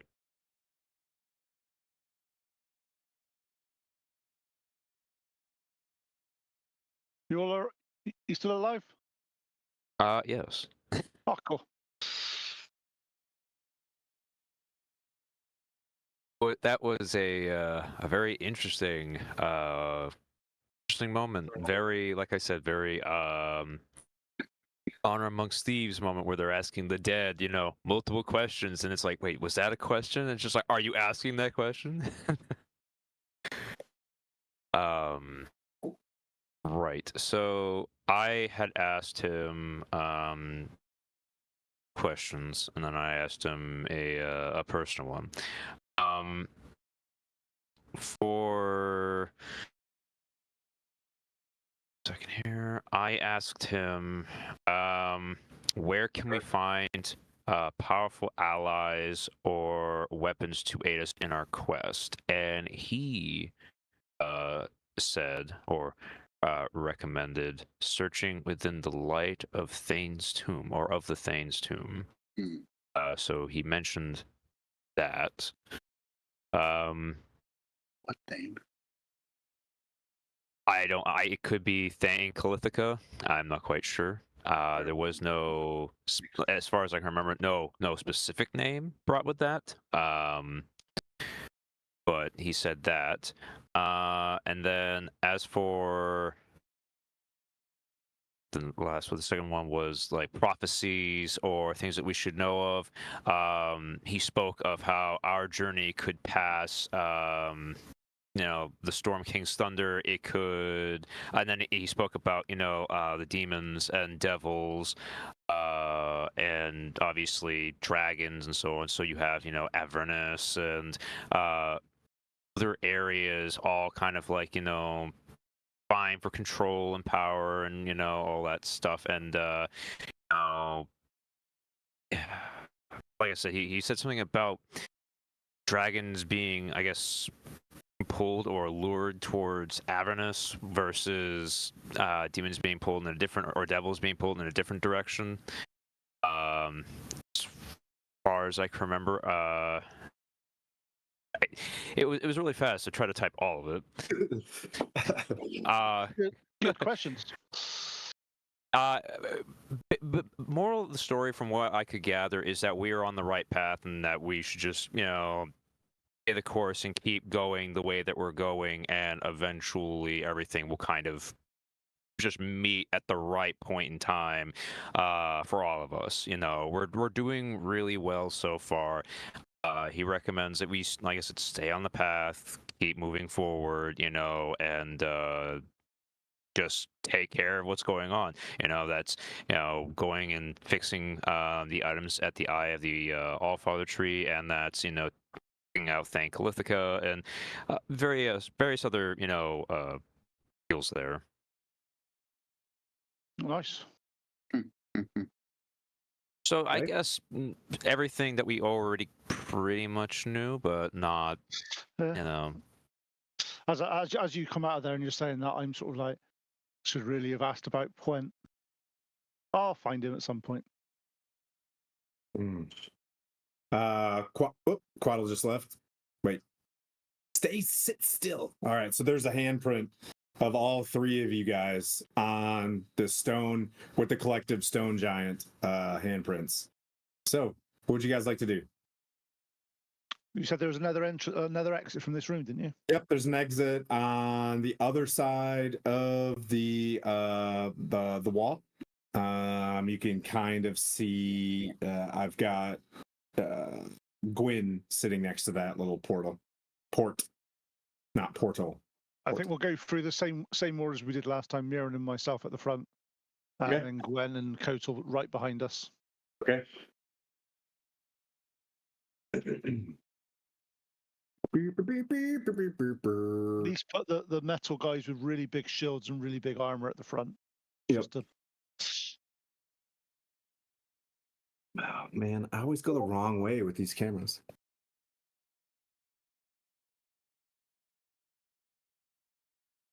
What is that? Oh, that's the floor. Okay. What's that? You made it. I don't know what I'm looking at on the camera sometimes. All right, there we go. Nope, that's too far. You're going up.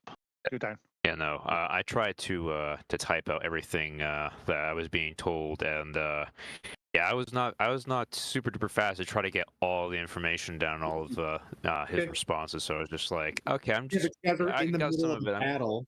You know what I mean? You guys are in the middle of a battle. Here's the things. You can always hit the campfire later on if you're dead and be like, you know what I mean? If you're not dead, and bring it back up. Quaddle, he spits out, he regurgitates some stuff. What do you want to do? Want to keep moving? Yes, I want to keep moving. I still feel like there's heebie-jeebies in there. No problem. Mirren and Pwent, you guys are moving like legionnaires forward down the hallway with shields up. Yep. All right.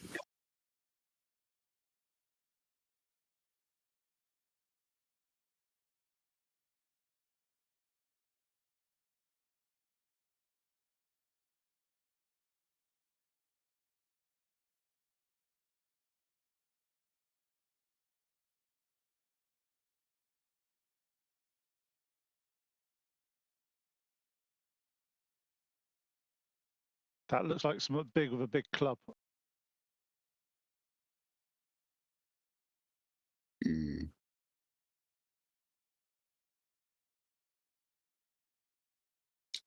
To do.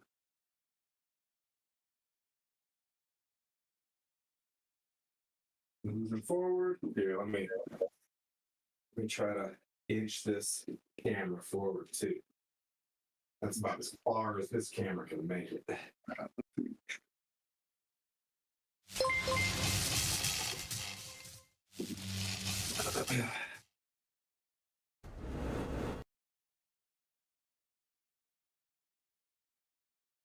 So how many times have you got it once per long rest? Oh.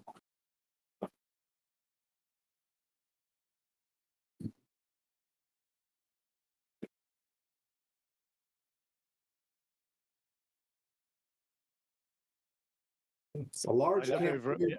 God damn it. What? I look over a mirror and just go, and nod solemnly.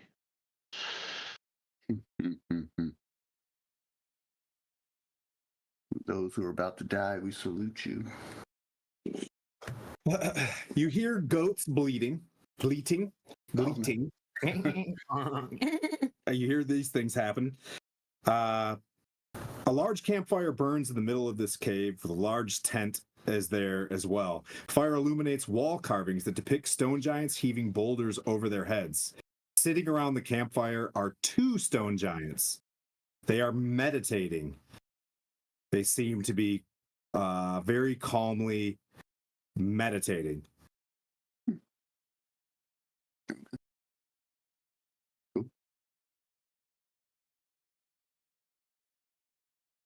But you guys are at that entrance. What do you do? Well, for starters, cry. What are the chances that these stone giants are just like that other stone giant that we didn't kill? That was very nice. Very, very, very, very, very unlikely. All right. Sounds good. So, Well, you're the one that speaks giant, though. can you like do some Just walking, it's like a delivery for Stone Giant.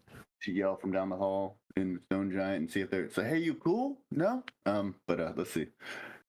So we want to. We just go, I don't see in any shape or form them being friendly. Based on their company they keep, they could be very well evildoers. So that being said, 2 at once, stone giants. So I have 2 drow magic spells I can use. There's fairy fire and darkness. I have blindness deafness. If it works, I can make one of them blind. That'll Or definitely deaf, help. which you prefer. Yeah, it's really hard to hit something you can't see. So Here you go. good. Realistically, we got to try to stop using spells at all possible if we can for things. Yeah, well, these aren't spell slots; these are just drow magic stuff. So Yeah, that's right. He's timing us. He's timing. You see a cave entrance behind the 2 stove giants, and near where that fog is, no, in the keypad 1 in front of the just above the tent, there is another entrance there that is mist, and you get the sense that that's from the cleft, coming from the cleft, right? Okay, wait, we came. Okay.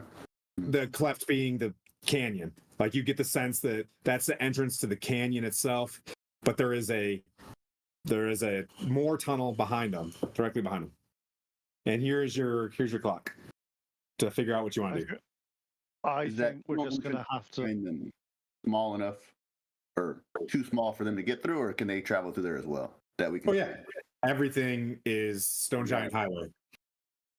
Uh-oh. Well. They are sitting crisscross applesauce with their eyes closed in front of the fire. Should we try to sneak up to them? We could. Or sneak past them? Should we try? We can try, but I'm pretty sure we will not succeed to sneak. We could try sneak past them. I mean, like, if we sneak past them, we get further on our mission. Yeah, we'll have 2 people if they notice us behind us, but I mean, We don't want to have 2 stone giants at our back once the battle commences. How about we try to get up to them and surprise them and just try to jump one as fast as we can? Yeah, I mean that's fine. I mean, like I said, I can make one blind, so it'll make us a little bit easier, for us. Sorry, what was that, Miran? Right now we have surprise. I don't think we need to be close to them. We can surprise right now, get that initial attack, and then continue from there. Everybody range. I'm a fairy fire. The one on the right. We'll get advantage on him. Doesn't fairy fire do like a radius? Yes. Yeah, you're right. Correct. So both of them. So we'll get both of them advantage on our attacks against both of them. We have surprise, and then as long as I don't lose concentration, we'll have it for that time period.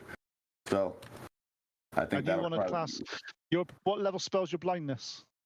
Level 2. It's just that if you we got to look at here is, do you want to use blindness on it, or do you want to use spiritual weapon?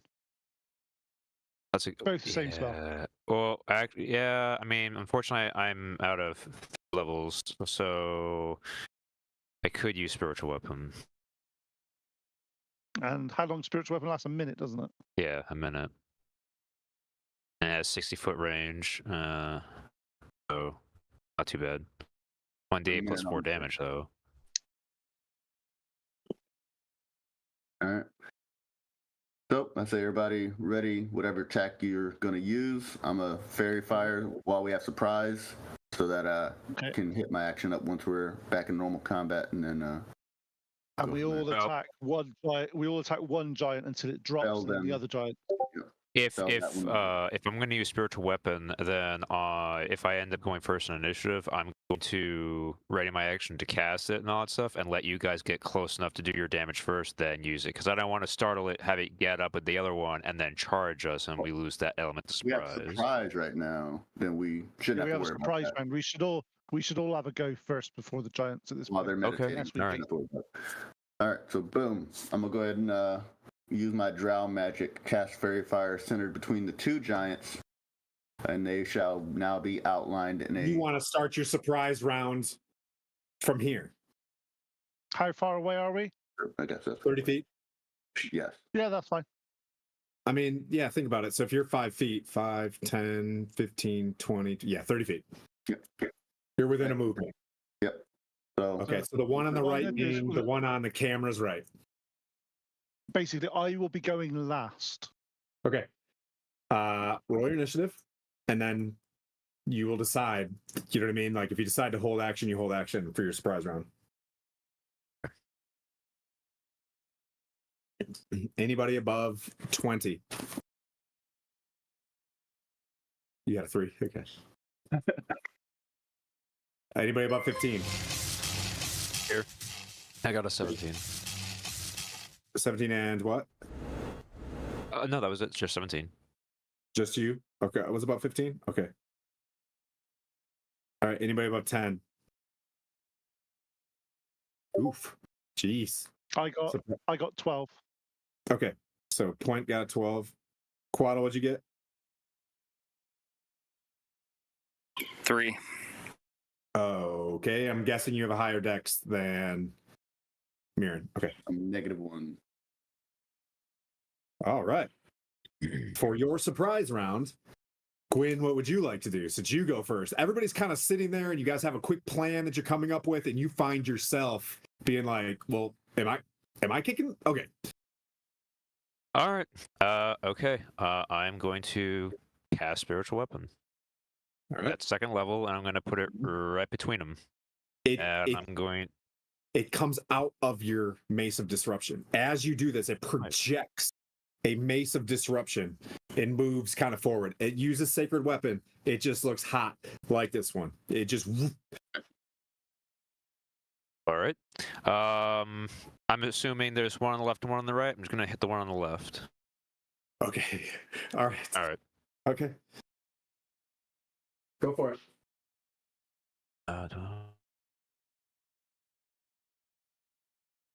18 to hit. That hits, sir.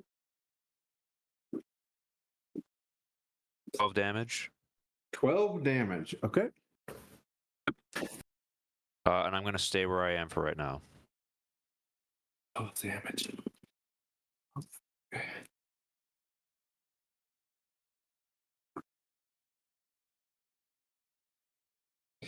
All right. The sacred weapon of Palor arrives, boom, hits this thing in the chin as you see it just like and begins to stand up. Pwent. Surprise. I'm gonna run 25 feet in, just so they can see me and rather attack me than one of the other guys. Mordred! You run in. You want to go middle, left, or right? This is left. Well, 25 feet, I can't quite get to them. I can't quite get to them to melee. All right, you're about there then. Yep. I then use catch my spiritual weapon. Okay. And attack the same one that Gwen's did, and does a 18 hit. Yes, sir. Okay, that's 11 points of damage. Okay. And I am going to take the dodge action. Oh. Oh. Okay. 20. 23. Okay. A mace of disruption and a hammer that looks as if it forges just hits this thing on the other side as it's gets ready to stand up, and that brings up Quaddle with Mirren under. God dang it! Someone get him a seatbelt. So we're going to put glue on his chair so when he sits he can't get up unless he walks over the chair. Mirren, go. Sure. All right, so as everyone advances, or I guess Pwent advances, I'm gonna go ahead and cast some drow magic and say be bathed in the light of the drow. I'm gonna cast fairy fire centered on the two giants and have them be bathed in a nice little purplish violet light, so that everyone's attacks from this point on get advantage as long as I hold this concentration. And then I shall. The highest was a 12 dex save. Is it a dex save? Yep. And it'd be for my 15. Okay, they both have fairy fire on them. They're both glittering. People can have advantage on attacks. You can hold off your attack, so you do this.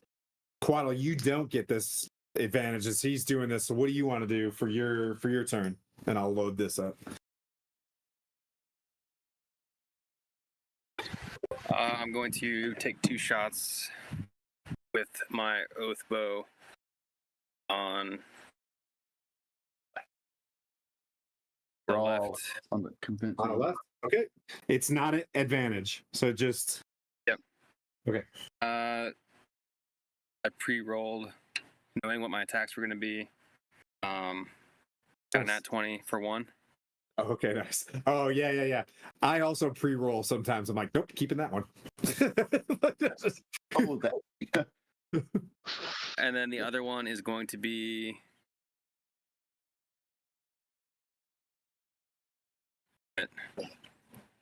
A what? 10 to hit. Nope, that one misses, but the first one is a nat 20. Whoa, what happened? We got raided? Who raided? One sec. It's in... Yeah. I've got all sorts of them, ads. Just... I welcome them. It's okay. Don't worry. Well, thanks for showing up. PogChamp. Thank you. Yeah, I waved at him. I didn't... Hola. All right. Let's see. Okay, go for it. Thank you so much, Raiders. We're in the heat of it right now. We'll get to you in a second once I'm done getting off the struggle bus there. Emperor Charles II. Hello. Your Grace. Welcome. All right. Let's see. So Quaddle. 10 damage with the oath 20. bow. What was the damage? 10 damage with the oath bow. 10 with the both bow, and is that it? There's no way 10 with a nat 20. That's impossible. There's no way 10 damage with a nat 20 and a both bow. Yeah, 1d8 plus 2. So that's 10. Then you get to roll it again. You get that. Yeah. Plus D8. Period. Plus another D8. Okay, 15. Okay. All right. So just the two maces show up, hit this dude as he's coming out of his meditation, and then an arrow just right in the clavicle just buries into his stone skin as he's trying to flex down on this. And he's just like, ooh, like poor Stone Giant as he's digging into his pocket. And then bam, fairy fire illuminates all of these as you were trying to shoot. Kind of confuses, the other arrow flies overhead, but the fairy fire now glitters all of them as they're hanging out. What do you got, Mirren, for the rest of your turn? Yep, I will close the distance, and I will Pwent's walking up. He's 25 feet. I'll go 30, and I will be on the. Let's see. I presume the left wall. Stand next to me, because then if you stand next to me, hopefully you only get hit once. Okay, good point. Yes, I will advance 25 as well, and hold the ground there, ready to take it to him. All right. Your action was fairy fire, though? Yes, it was. Okay, cool. All right. So Mirren's next to me, so we're like, so the giants can get to us if they want, type thing. Okay. That brings up Gwyn.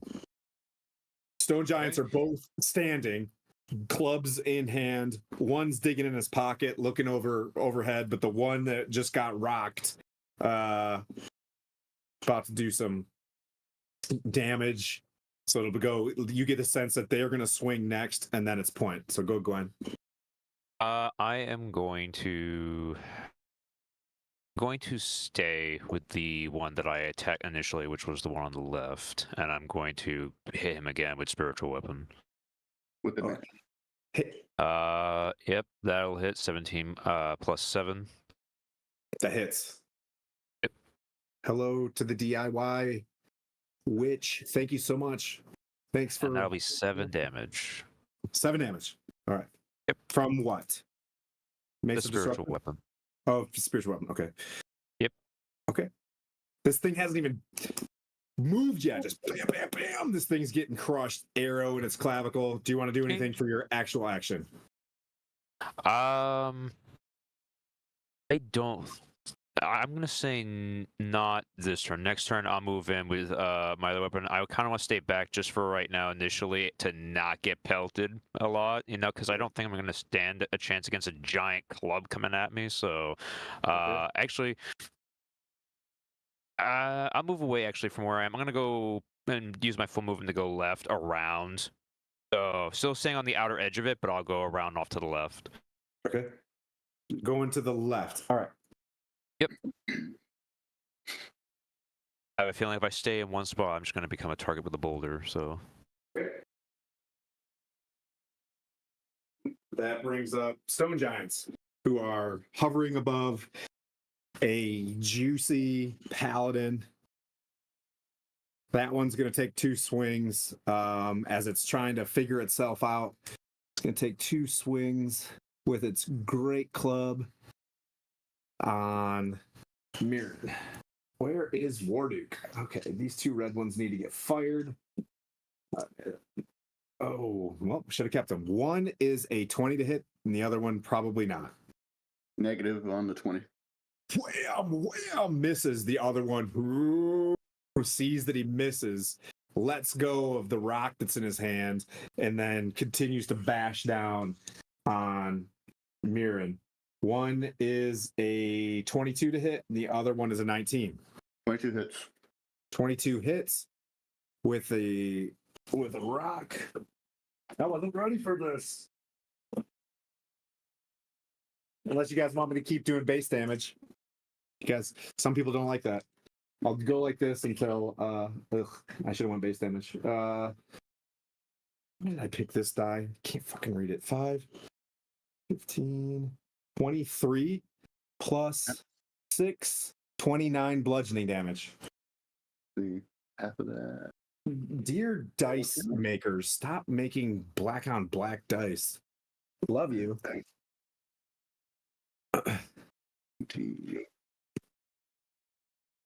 So 29, correct? 29. Yes.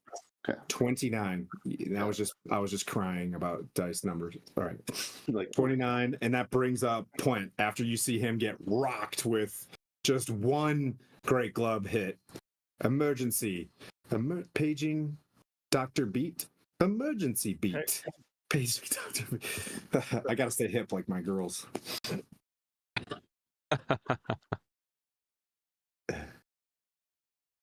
That song is echoing through the cave right now. You don't know why, but it's clearly a shaman on Okay, the way. my spiritual weapon's going to attack. My spiritual weapon's going to attack the guy that we're beating up.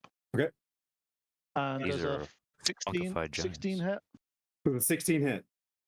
So that Does not hit. Did you do 16? spiritual 16 weapon doesn't hit. advantage? Does not hit.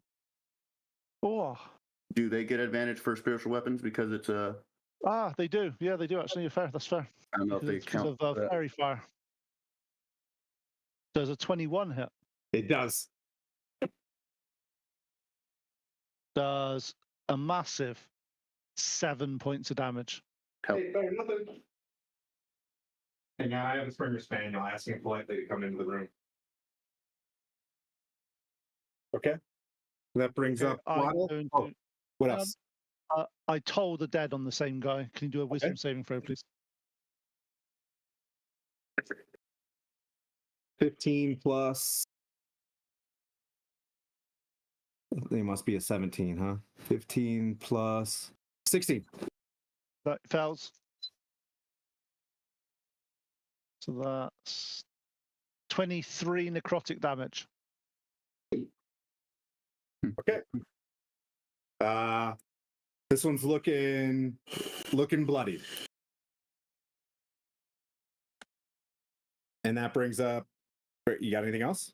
Nope. Quaddle, then Mirren. Okay. I don't think these are going to be hits. You got advantage on your attack. I thought I do not have advantage. You do because You do I not. gave it through fairy fire. You have it. Okay. So 25 to hit. That hits. Holy smokes. Okay, 1d8.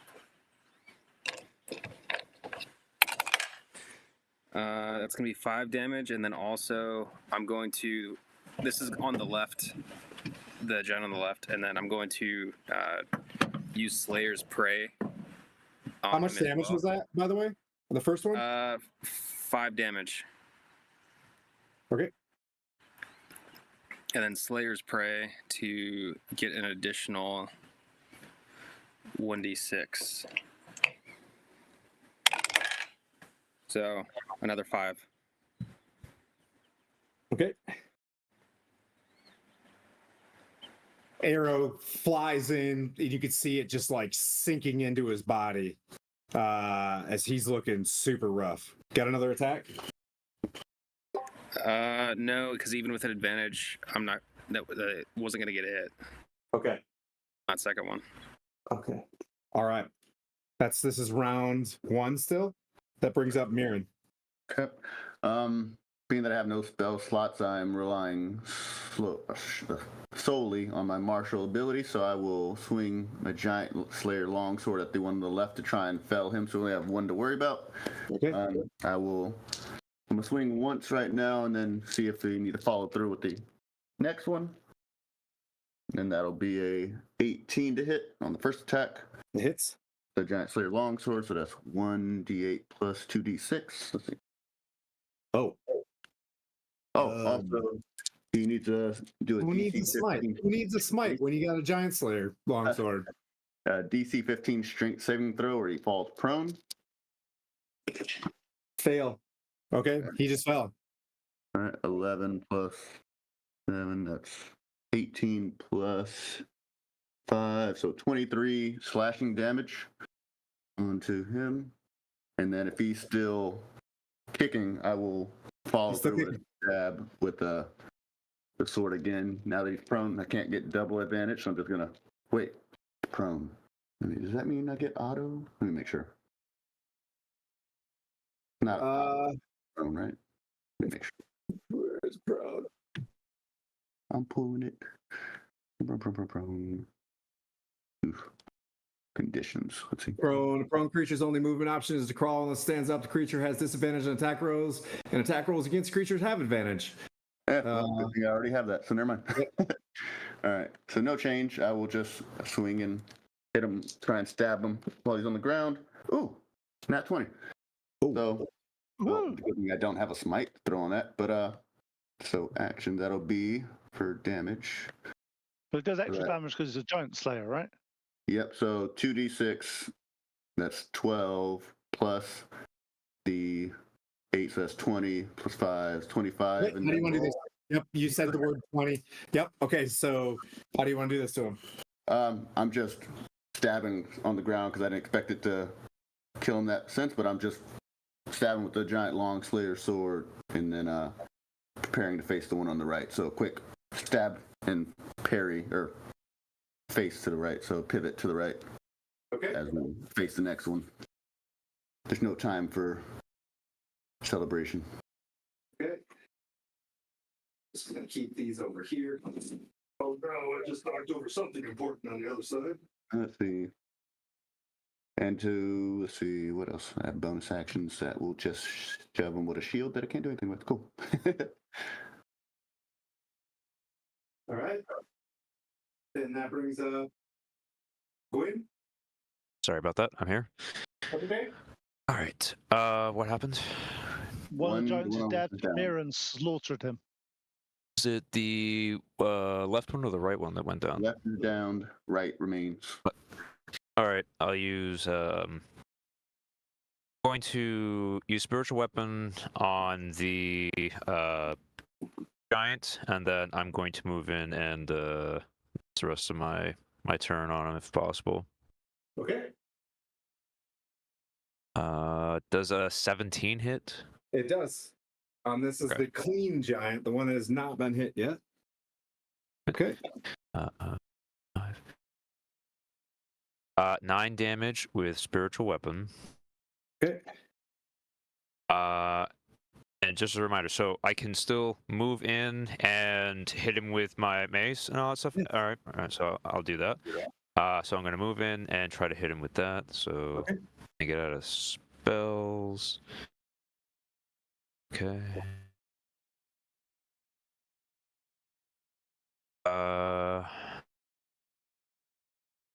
As a 22 hit. 22 hits. And 1d6 plus 1. That is 4 damage. Okay. And that'll be it. All right. That brings up a stone giant. Since you're there, Yay! and you're swinging these things around. Let's see. I don't think a 11 hits, and I don't think a 12 hits. My die. You guys, my die, they're dead today. This is great. This is great. So he just swings twice to no avail. And Like that trying to hit a brings mosquito. that brings up Pwent. Okay, my spiritual weapon hits it Okay. for 22 to hit, 22 hits. and that does 11 points of damage. Okay. And can it do a wisdom saving throw, please? Yes, sir. Is this toll dead?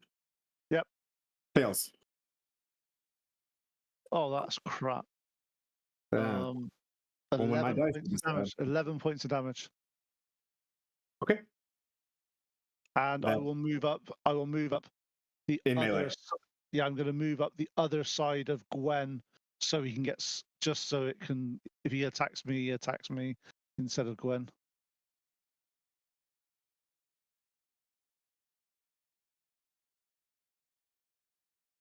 Who have you moved there? Out of mirroring. I'm moving you to the center. All right, cool. All right.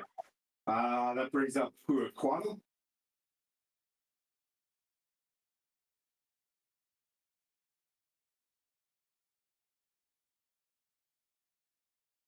Is he doing goats right now? Okay, cool. Doing goat stuff? I most certainly am not. Not like that. Ooh, okay, that's a little better. All right.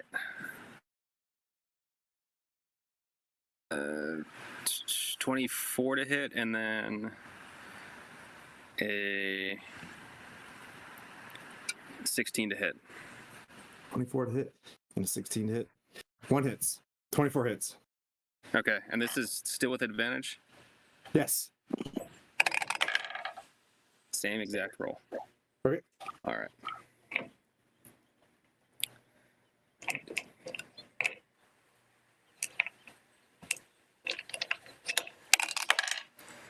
All right, 6 on the arrow, and then I'm going to redesignate this other creature under Slayer's Prey. Okay. As like a green shroud kind of hovers over him. All right. So that is an additional 5 damage. Okay. All right. Pwent and Quaddle. At this time, put them in the bottom then, since I missed it. Mira, go ahead. That sounds foreboding. Being that this one's fairly lively and hasn't taken many hits, I will go ahead and dedicate both attacks to him with the Giant Slayer longsword. So first attack will be a 24 to hit, and the next attack will be a 25 to hit. Both hit. Okay, so go ahead and first attack damage will be first it gets DC 15 or goes prone. But if not, it's 7 plus 5 is 12 plus 2 would be. He's also prone. All right, Nice. that's, Yeah. 14 slashing on the first attack. Okay. And the next attack will be 8 plus 3 is 11 plus 12 plus 5, 17 slashing on the second attack. And then now I'm not going to hit him with my shield because that's good. That's it. All right. Laying prone. From the water side of the cave, you see 3 tribal warriors run in, but 6 spears get chucked in. Okay? But you don't see the other 3 being, you know what I mean, like from outside the door. But 3 tribal warriors run in, and they're all going to go towards who's on the right? Mirren's on the right. Correct. Let's see. I think it's a 20 is the highest on the first volley, and then the second volley, a 22. Yep, 22 hits. All right, 3. That's 6 piercing. Damage is 1. All these spears come flying in, and 1 grazes you on the side. Like you said, like I saw, 3. A bunch of spears came in, but you only see 3 tribal warriors. Dual wielding. Your passive perception is like probably a patrol. Since 6 damage. I did not say. And then that brings up Gwen. All right. Alrighty. I am going to use Spirit Weapon on him. He's prone. He's gonna lean it. He's like, oh, shield bash, no good. Ooh. Oh, that was just effective. 2 to hit. You're not in this dungeon. A 22 to hit with Spiritual Weapon. That hits. Alrighty. Second.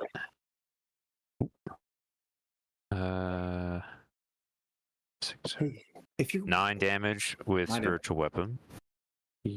And Okay. then is he dead? No, he's still laying Okay, there. good. He's like, ooh, and like now you can move up and you can hit advantage because he's prone if you're in melee. I'll move up to him. All right. That's a natural 20. Good hit. Okay. Okay. Get it, girl. All right. Do it. Do it to it. All right. So you know, because you don't get these too often, it's the full die roll plus modifier, all of that. Then you roll the die again. Okay, so roll. So that's a 4 plus 1, 'cause it's a 1d6 plus 1, so that's 5 plus the modifier. No, so it's all the dice plus the modifier. What's that number? So if it's a 1d8, right? It's what is a mace? 1d6? 6. It's a 1d6 plus your modifier, which is once again, strength modifier. Yes. yep, and it's on your D&D Beyond as well. If Yep, you I'm have that up, yeah. So it's like that is also a +1. +1. Your modifier I is have +1. 13 strength. Okay, so it's 7 going in on your crit, no matter what. Then you roll the die again, which is a 4. You said. Yeah, I rolled the die. I rolled the 6 again, and it's a 5. Okay, so it's 7 plus 5. 7 plus 5. Yep, there you go. So 7, 8, 9, 10, You 11, got it. 12. Yeah. Okay. It's weird doing that because usually when like how I usually do that is I just go like, oh, you get an 8, double it, okay, it's 16. You know, We don't that's do it that how way I here. do it. Yeah. Well, no. I know. That's the way I was always used to it. So it's kind of hard, kind of getting it the other way. Anything else you want to do? No, I'm all set. Okay. Let's see. Giant will stand up after you just crit him and shakes it off. Looks at the paladin. But the dude that just hit him while he was down, he's gonna go for him. The first one is a 19. I guess the highest one was a 19. Does that hit the cleric of Palor? No. All right, he misses. My dice they're dry as of last week, and that brings up Pwent, and then Quaddle's on deck. Okay. Spiritual weapon attack that guy. Does a 18 hit? It hits. Wow, that's massive. 6 points of damage. Okay. And toll the dead on it as well, please. Can it do a wisdom saving throw? Yep.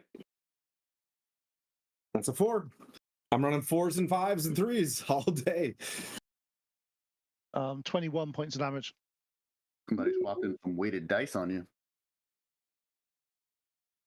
1 second. Oh no! If the DM had weighted dice, oh my goodness. Yeah, but the DM's got a DM screen. He'd weight whatever dice he wanted. Did anybody? All right. How do you want to do this? Sorry. Okay, I want him to basically just shrivel up, fall over, and just disintegrate into like desiccated. Ooh, giant. Delicious. Quaddle, 3 tribal warriors that you can Hang on, see. 2 secs. Oh. 2 secs. It's still my go. I did that. Okay. And then there was three tribal warriors running towards me. Yep.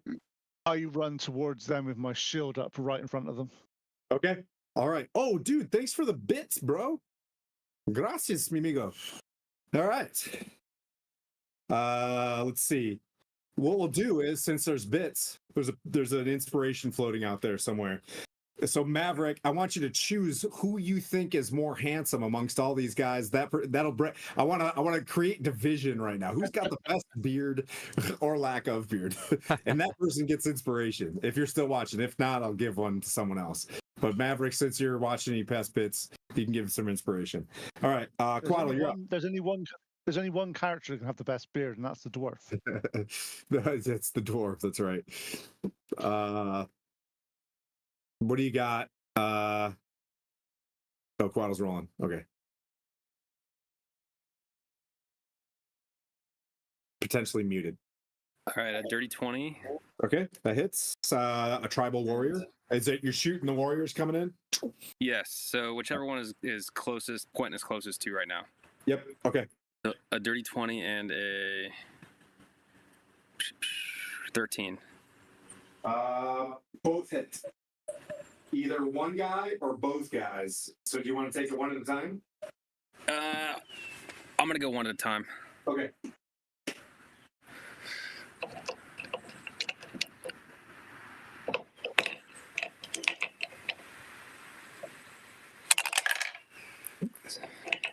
Uh, 9 damage for the first hit. He's still up. 8, 9, 10. 10 damage for that second hit. He's now super dead. Okay. Oh. Sick. One drops. Quaddle, you want to move? Let me take a look. Did you see you? I can adjust a little bit to bring you are off camera. Yeah, you can see your bow down in keypad 1, 2, 3, 4, 5, 6, Oh, I 7. see it. Yep. Okay. No, I'm gonna maintain right there. All right. Well, Wolf Maverick isn't. I'm gonna roll a d4 for the inspiration. Based off initiative, it goes. Quaddle has inspiration for the next round. So, Babirin, you're up. Okay. Quaddle, you have inspiration.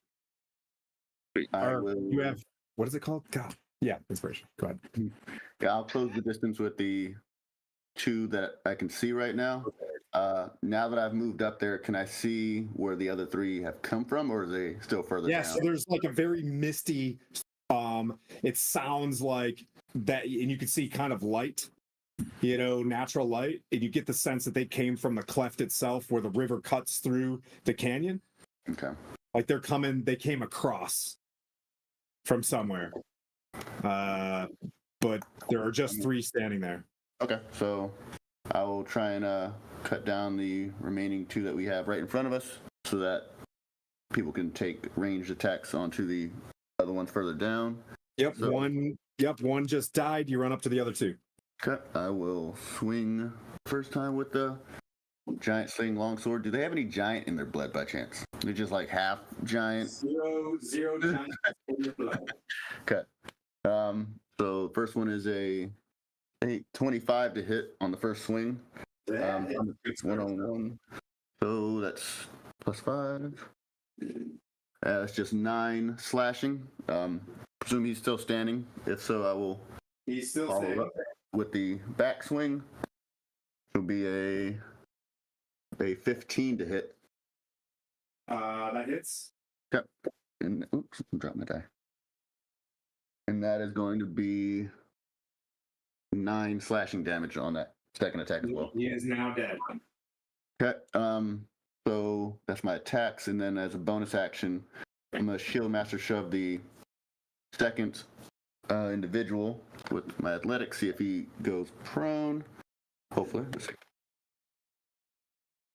Actions, athletic skills.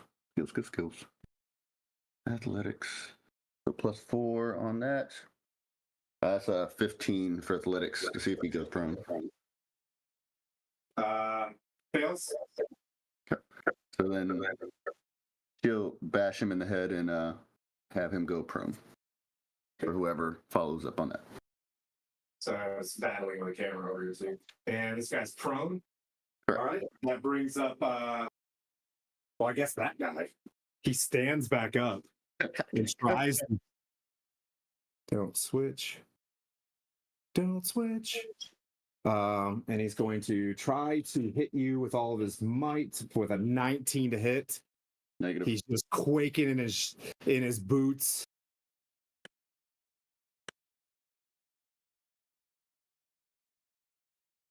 And that brings up Gwen. All right.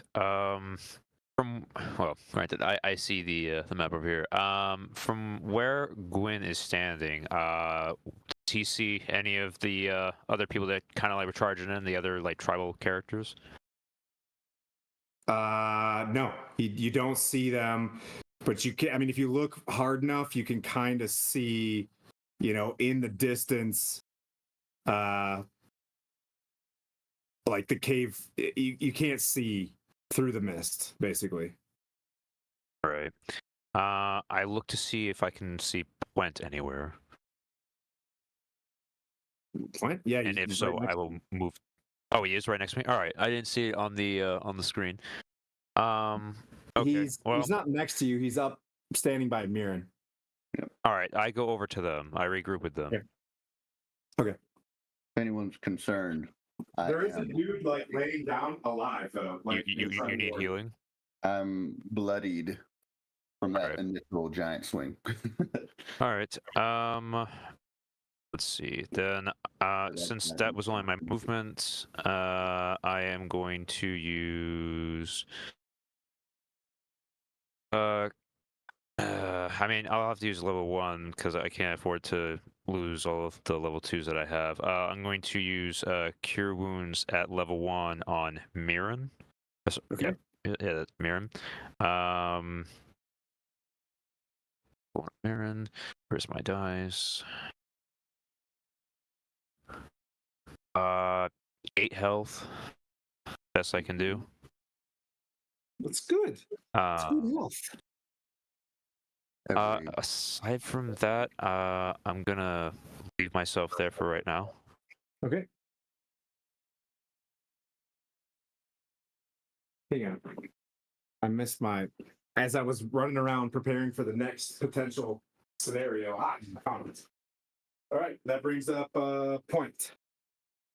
Okay, There's a the heal that barbarian. takes place by poison, and then, or not poison, Gwen, and then there's a dude still like quaking in his boots, getting ready to go toe to toe with Mirren. And this is round. I send my spiritual weapon in to attack that guy. Okay. 18. That hits. And 9. okay, yeah, he's Damage. dead. He's dead. And as I do that, I say, there were 6 spears that threw out of there, so there must be some more. Undoubtable. So Yep. I get to the entrance way of that. There's a where the guys come from. Is there somewhere I can hide behind? If you peek your head out, you can see a kind of a long tunnel, and you see the river going through the cleft, and another tunnel on the other side of the cleft, as if they're going to go get, you know what I mean? Like it was a patrol. 3 stayed to fight, let the other 3 go. So was there any other other exits to this room apart from that? if you look at the map and you see the dead stone giant going like this, right behind him is an entrance. Okay. I'll turn to Mirror and say, looks like a patrol. 3 of them's gone that way. I think we just need to make sure there's nothing behind us before we go after them. Because otherwise they could end up sort of pinching us. All right. Yep. So you are at the entrance, Quaddle. You hear this kind of going down. You're back where you are. You see another cave entrance. Like the cave keeps going to the back end of, you know what I mean, this complex. And then you see the watery entrance, which looks like you know what I mean, like exit the facility. We're still in initiative right now. So I like to carry it through the rest of the turn, just to, you know what I mean, just in case you wanted to do something. But I was gonna yell back to him. yes, you're still in initiative. Yeah. Like, hey, can you check it out while he's back there? Was the so we don't backtrack if we don't have to. Check what out? The other cave entrance. Non-watery cave entrance. Where the 2 giants I'll were. allow for rule of cool if you want to run up there. Yes, I will do that. You head up to the other part of the entrance, and you see it goes about 20 feet, and it kind of curves a little bit. Okay. I'm gonna just hold off right there. I'm not gonna go inside. See kind of a little bit of light flickering as well. Okay. Hear anything back Yeah, there? I don't want to be alone. And hop in there. So I'm going to maintain at the mouth of the cave. Okay. You gonna signal for us to come over? What do you perceive? I think I'll just let you guys know. I would. I don't see anything in the Yeah, entrance. if It you curves and see there's a that there's a flickering light. curve and there's light. Yeah. If you want, I'm giving you the option. Do you want to go forward or not? You know what I mean? Like, but it's far enough to be too far. Yeah. So I'm just Okay. gonna let them know. Hey, there's a curve at the mouth of the cave immediately, and I see flickering light. Do you guys want to go check it out? Yep. Man. I'd say the patrol probably going to bring reinforcements with them. However, do you think you could take them out? What's your range on your bow? Could you take them out if we got you over here? Yeah, Hey, who I've got pretty good range on it. Before we lose them, they might already be. You don't see them. You don't see them. They've already crossed the river and went into the other side. Yep. All right, they're beyond our reach right now. So, yeah, I think we'll check out the opposite direction, and you'll just have to watch our back and shoot anybody that gets within range, following us in the caves. Sweet. Okay, so Miran, what do you want to do? Do you want to? You say that? Do you want to go forward? Do you want to hold off and start over? You want to restart initiative? Do you want to do anything? No, I will. Let's see. I didn't throw anything, so I don't have to pick anything up. Do a quick. The point of this is time is kind of the essence because of patrols potentially gathering reinforcements. Do you want to go that way, or you know what I mean? Like, I'm gonna join Waddle, but first I'm gonna see if anyone has any healing potions or things of use on their the felled bodies that we have around. Cool. So I'll give you guys initiative is stopped. I'll give you this long to figure out what you guys want to do from this point. Okay. yeah, I'm just doing a quick battlefield survey of any stuff laying around. So 14. Is there? Yeah, and I'll check the tent. Watch the opposite doorway to make sure that nobody charges into the room before we're ready.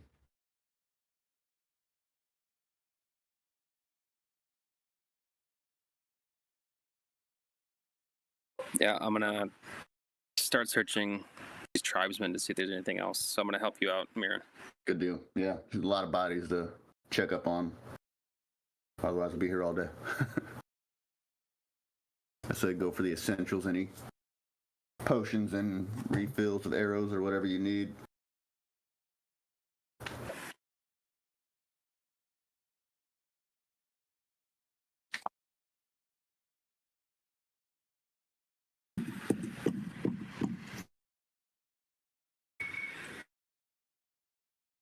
How long does that last? Let's see.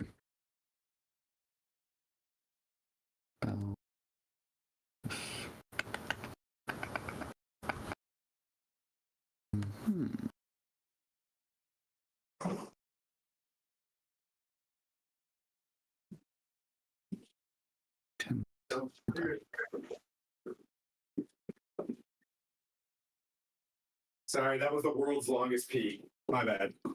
I just had to step away for a second. Okay. Any questions with regards to this room? We were doing some searching. I wanted to search the tent. Okay.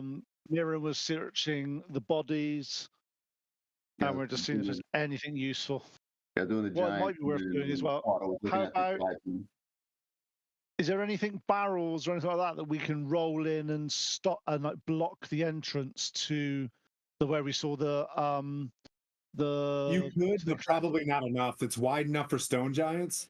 In the time that you guys have, it would probably not be. Okay, there's a bunch of goats above you, up on a ledge. Just tons of goats, just like chilling up there in a goat pen. The organic lawnmowers. There's really nothing. Yeah, there's nothing consequential here. Let me just check one more thing. Maybe. You never know. I'm thinking we release the goats and make them run that way. Oh, I thought they were just like perched. Oh, to kind of make a slowdown? Yeah. Okay. Oh god, it's kind of like what they do with the bull run in Madrid. Instead, it's goats. Yeah. You could spend a minute. I could say you could spend 5. You spend that'd take about 5-10 minutes getting the goats down and to send them out. Your wisdom says that's probably doing that cat herding move probably won't get it done in time. Yeah. It doesn't sound like they're just readily available to up. So I'm not too concerned about goats. If we can, we'll lose the time. Okay. All right. So that's the time. And we'll start. Gwen, what do you plan on doing? Do you want to go left? You want to go straight in or outside? I am while they were searching through the tent and the bodies and so on, I was watching that pathway to make sure that while they were searching, we didn't get jumped. They were searching. As you're looking, you did see a faint torch going in the opposite direction, and it kind of goes away. Okay. Hey, thanks, Jay. Sorry. If one of them does, if one of the party members here, be it Mirror and Pwent, Quaddle, when they do approach me with whatever they're going to do next, I do let them know that. I let them know that there have been torches moving around and like doing their thing and all that stuff. So none have come this way. If you're watching that, you get the sense that you probably got maybe a minute before whatever that is comes back. All right, I tell them that. Okay. Pwent, you don't really find anything, but of circumstance, just some giant stuff like an ore, a big boulder, a giant elk horn, but nothing, you know what I mean? Nothing really useful. I take the giant elk horn. Okay, cool. All right. All right, you stuff it in the bag. All right. Hey, what do you want to do? Do you want to get in formation? What do you want to do? That other tunnel that we saw, I want to listen or look, perceive down there to see if I see anything. You listen. Do I need a perception roll? Yeah, jeez. Let's play Dungeons and Dragons. That's a good idea. Why don't you roll perception? 19. There is a bubbling, splashing sound whoop, whoop, whoop, whoop, coming out of there. There is shadows from bright light, bright firelight, and you hear carving sounds because you know about stone carvings. You hear into some stone, but it's loud. Like that's the part that you definitely hear. I sort of mentioned to the other guys that there's some stone carving going on down here. We need to go and check it out. You only mentioned the stone carving? And the lights, shadows. There's people down there obviously doing some type of chiseling type thing. So there must be one or two of them. It's really quite loud. So. Yeah. I was wondering if you were going to mention the other part too, but never mind. Which other part? The watery, burbly, gurgly sounds. Oh, the watery, burbly.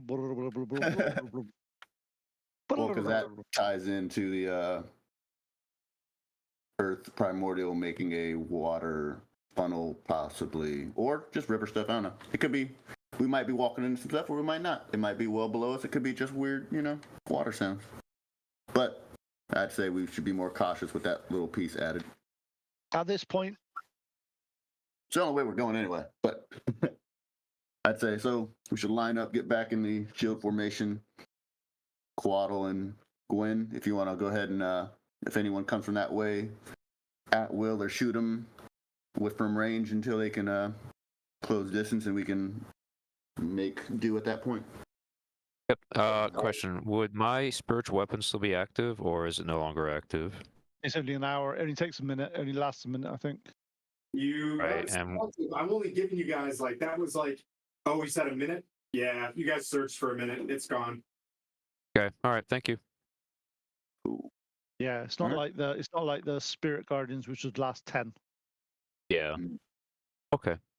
All right, then I will start pressing with Pwent when he's ready towards the light. Okay. All right. You can go to Tim Cam. It's Tim Cam, Skyler. If you're still there. I'm here. Hi, buddy. You move down the hallway just a short distance as you walk into a massive chamber with bubbling, almost like a sour smell with mud. I'll leave Quad pulling up rear security like so. Can you see him? Can you see Quad? Okay. How's that picture? Atop, along the walls, you see very ornate stone areas where 3 stone giants, mouth agape with regalia of, tribal leader, regalia on them, are on the walls. In the center is an island with 2 perfectly stone bridges that connect to the island, with a large brazier there.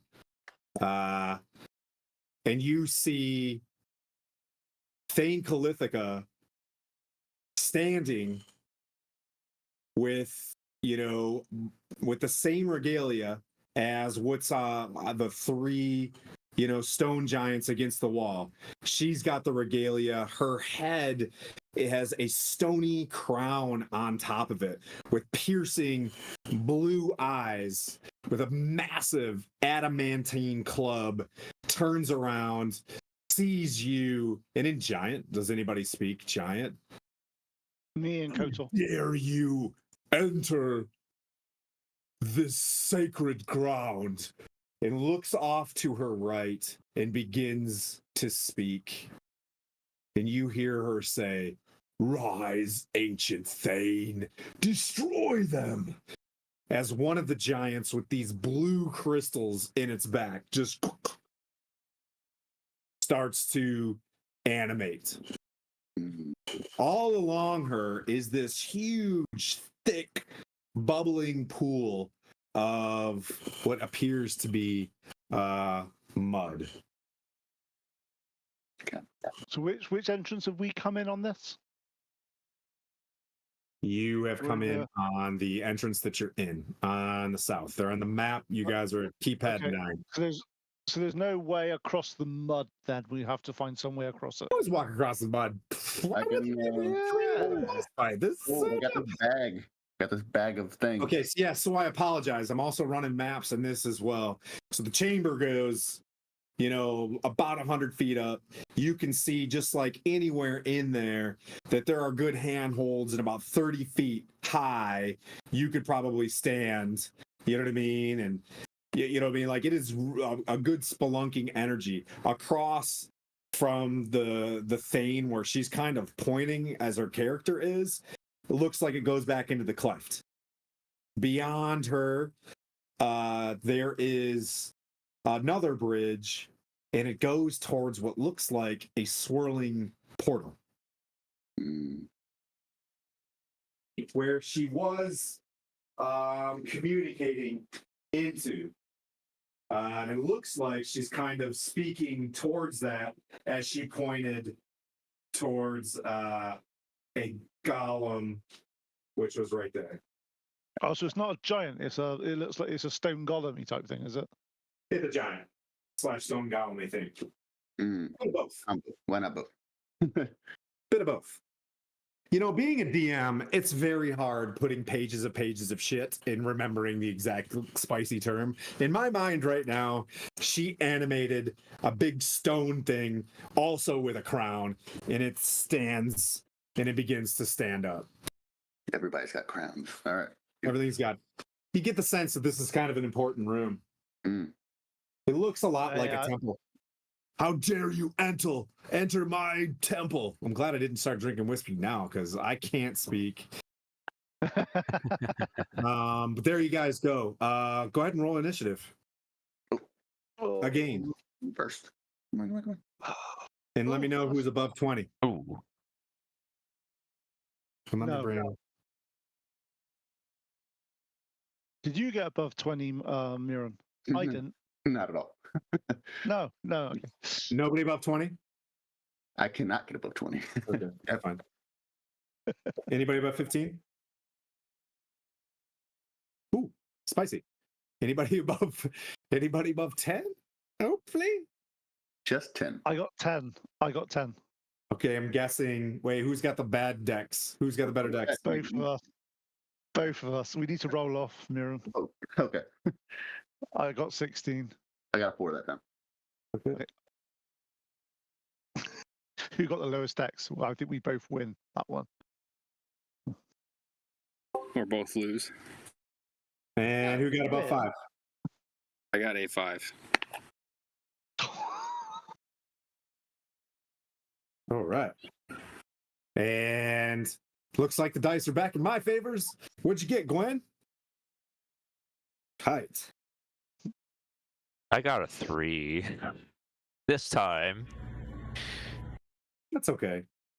We're doing all right. Yeah, So Paylor's calling me home. For her action, she basically speaks in ancient Astorian, and this thing kind of, comes to life and begins to start moving. But Pwent, you seem Is like- she wearing anything metal apart from her club? Is she wearing anything? I am sorry. She is not wearing anything metal. Apart from her club.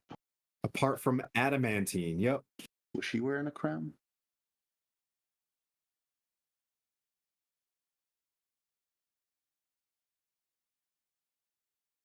Just Okay. checking. I don't know. Adamantine's metal? Yeah. Adamantine. Her crown is stone. Like, she Once you peacock hard enough as a stone giant, you grow a stone crown. She looks kind of like one of those White Walkers from, you know what I mean? Like, yeah. Can you see her? Can you see Right in her? the middle? Yeah. It's a cool mini. Oh, cool. How As you're perceiving things, you do see a bald-headed giant with like jewels in its head walk through the portal. away from us or towards us? Yep. Out. Like there was something going on when you. I'm sorry. I had this whole thing, as I'm stumble bumbling, the worst DM ever. There is a giant that walks through the portal as you guys walk in, right? And it definitely weird jewels embedded in its head, not looking like a normal. You guys have seen like effed up giants before, you know what I mean? That look like spicy Bigby ones. This one looked like a spicy Bigby that just like walks out. Okay, so how far? So it's like a 15-foot mudslide thing, is it? Steamy, muddy thing. Yeah, about 15 to 20 feet. Yeah. 15 Yeah, okay. as they hold. I'll sprinkle some dust on it and see if we can make it dry. Okay, in that case, then I am casting spiritual weapon over the other side to attack the giant. Okay. So you come out and cast spiritual weapon. Okay. Yep. Does a 18 hit?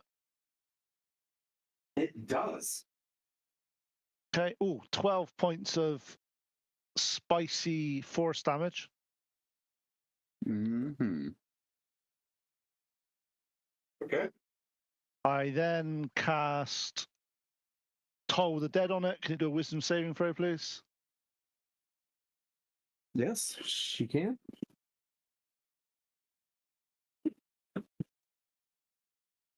Nope, that's a fail. Dice are gone. Oh no. How anticlimactic. I'll bring the rock back. Maybe the rock's the boss. 27 points of necrotic damage.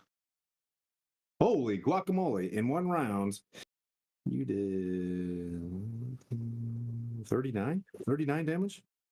Yeah, go Pwent. Yep. Dang. Okay. And is there anything here that I can hide behind at all?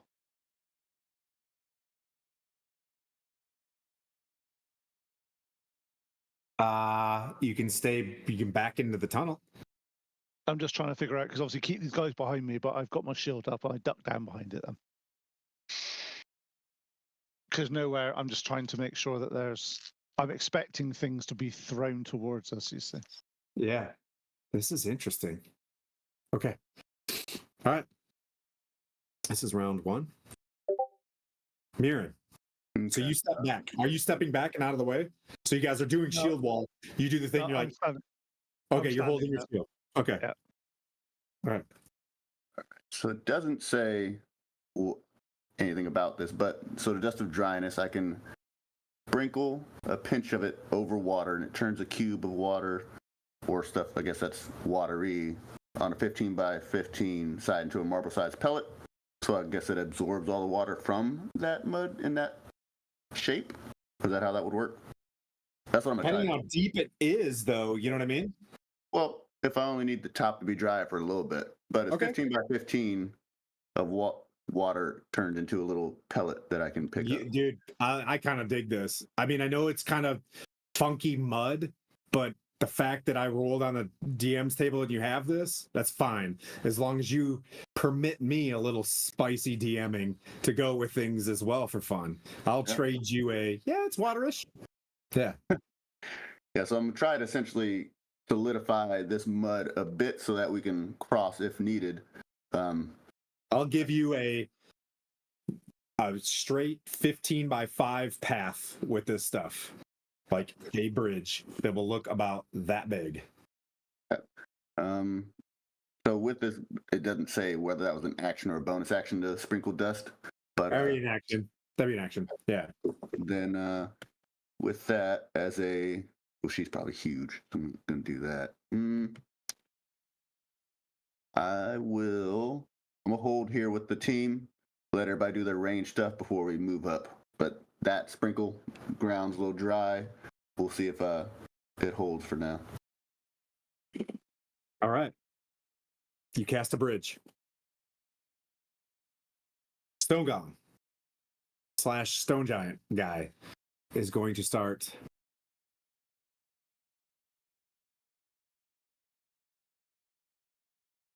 Oh, fun. It's going to start moving towards you. It's 30 feet. Down this half.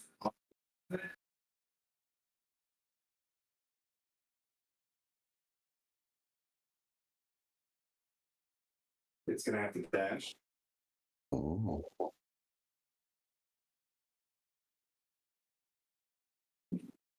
Sorry, I didn't see that pathway there. Oh, yeah, the long way around. Okay. Yeah, I guess we could have went that way. And you went with this. So is there a pathway around the outside of this, is there? Yes, sir. Okay, we didn't, from the map, we couldn't see that. Oh, I'm sorry. Here. No, that's no problem. It's just that it's just. Yep. There you go. Would you like to take these backsies on your dust because of that? Nope, that gives us a straight shot to the Thane, so I'm keeping that. Sorry. No, but where Pwent is, Pwent would have got the other side of Mirren then, just to sort of stop people getting that side.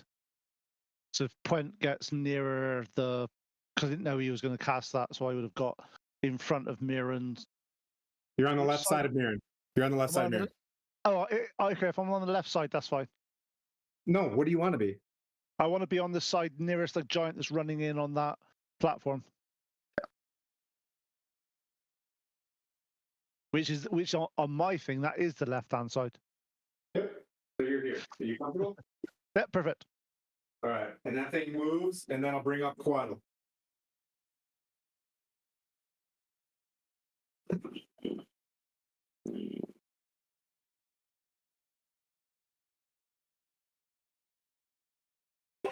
All right, I'm gonna take 2 do ranged attacks with the oath bow at the stone giant. It's moving up. Okay. 17 to hit and a 13 to hit. 15 to hit. 17 hits.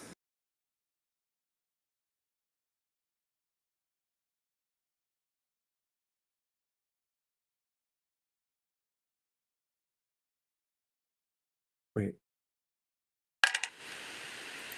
5 damage, and as a bonus action, I'm going to shift Slayer's Prey onto that stone giant. Okay, so how much damage did you do? It was, I believe it was 5 damage initially, and then with Okay. Slayer's Prey, Okay.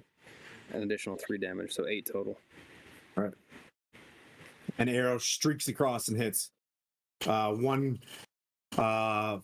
It hits with its elbow, doesn't make purchase from its strength. Quinn, you're up, buddy. Oh, Struggling to stay awake. I know. I didn't get much sleep It's last so night. it's so inspiring when you're like,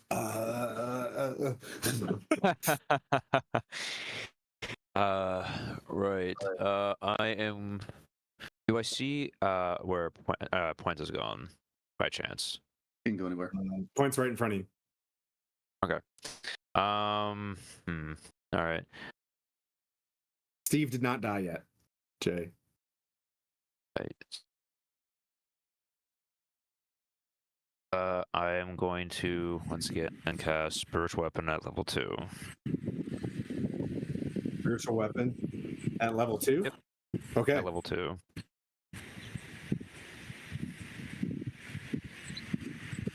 All right, and I'm going to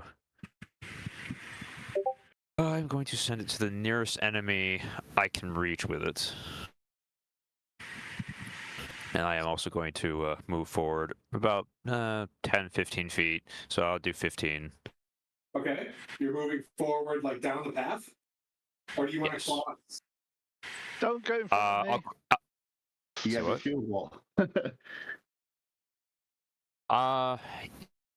Yeah, I'll try to go towards like one of the bridges I try to pass. I'm not going to go through the mud. You're not going over the mud. You're going this way. Yes. 5, 10, 15. Okay, so you're basically, you wanted to only go 15? I'll put you here. Yeah, I'm only going to do 15 because Spiritual Weapon can go 60 feet forward. So I'm going to have that go forward. Okay, towards the golem? Yes. Okay, got it. Okay. All right. So I can now roll to attack? Yep. Roger. Okay. Well, that's a miss. That is a 3. Indeed. That's a, how do you roll a 3 plus what? What's your attack modifier? Should be. Well, I got a 3, but it's a 3 plus 7, so you figure it's 10. Oh, okay. I got you. Yep. Yeah. Yeah. Okay. That'll be it for now for me. Okay. Alrighty. So next thing, Calithica, is, and I'm sorry, imagine that big stone that's coming from the bottom up. That's a stalactite. It's a massive stalactite, and there are runes all over this thing. Think Calithica, as she's being hit by these hammers and stuff, she just walks straight into the stone and disappears into the stone. Everywhere. The bitch. She melds with the stone. Didn't see that coming. So one of you guys knows that she melded with the stone, didn't necessarily portal with the stone, but she just walks into it. And that brings up Pwent.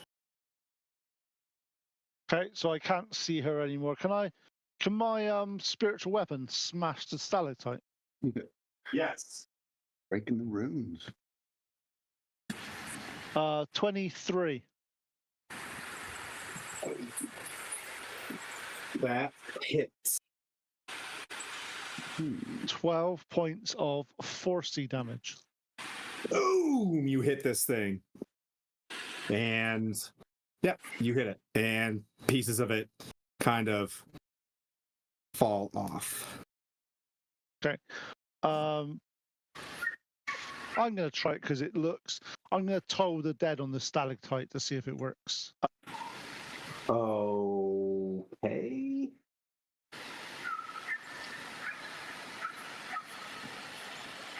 Does that... It's a It cantrip. doesn't have a no, it doesn't. That doesn't seem to work on it. Yeah, so no matter what you do, it's like you can't Yes, kill it. Yeah, yeah. I kind of had to try. I had to try. But you can damage. You do know that it is stone. Okay, If we that's break, fine. So she dies. force damage works then, or hitting it works. I will.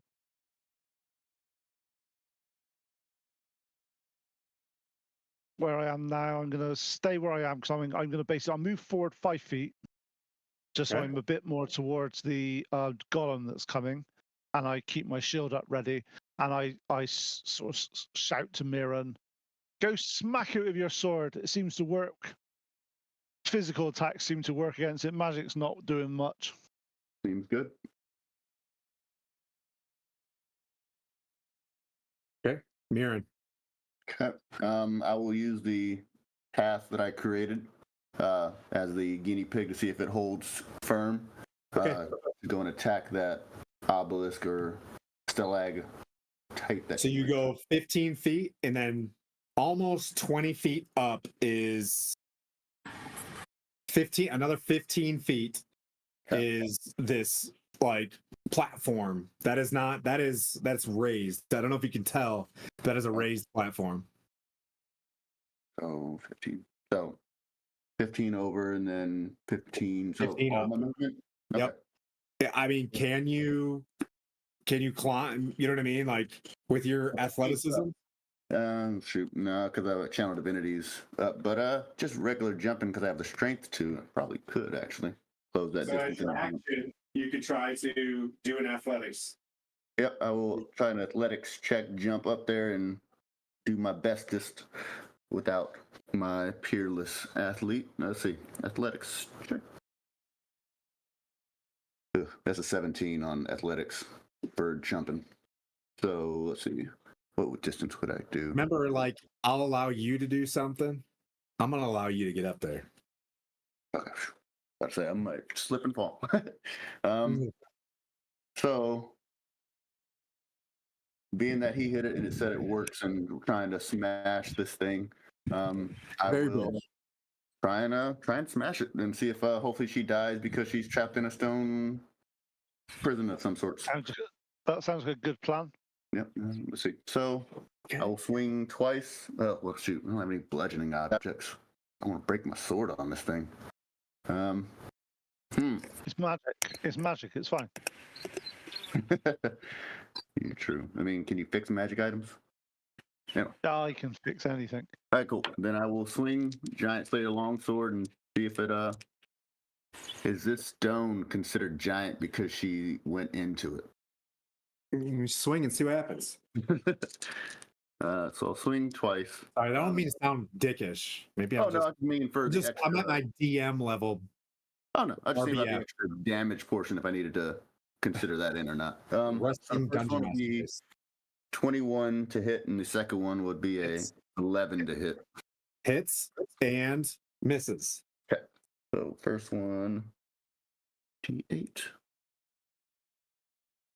That's 10 slashing with the Giant Slayer longsword, and then if I guess if it's considered a giant, then it could get a strength saving throw and fall prone. Damage if it is, but if not, then I just swung at a stone and called it good. Yeah, you hit the slashing. It looks like it's going to take some time, but you guys could bang away at this thing. But it does put a cut in it. I'm gonna use my bonus action and Shield Master shove and see if I can knock it over or down the hill or something. Okay. Just go in. So that's a 14 athletic to try and knock it over. Ooh, this thing is the culminating piece of stone of this place. Okay. As you try to shove it, it just doesn't seem to want to shove. All right, no shoves. Stone Golem moves forward another 30 feet towards Pwent, who is there.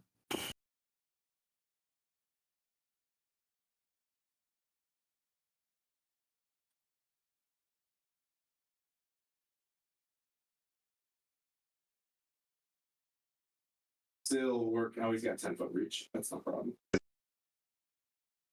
I think he's going to punch a cleric. What time is it? Gotta find another little bit. All right. It is going to make a. You know what? Go ahead. Let's do this. Make a wisdom save. Me? Pwent. Yes. Well, that's not very nice. And Gwyn. Oh, he just walked off. Crap. Okay. 20. Okay. Okay, you pass as this thing makes like some some sort of spell upon you. And then Have any idea what type of spell it was? and I'll let you know in a sec. Gwyn, make a wisdom save. Oh, he's playing dogs. Yay. Come on, man.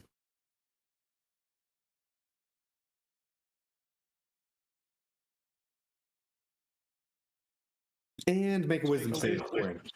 Yeah. Make a wisdom save, buddy. Uh-oh. I'm just making a wisdom save? Yeah, you're a cleric. You should be okay. Have to give it a try, though.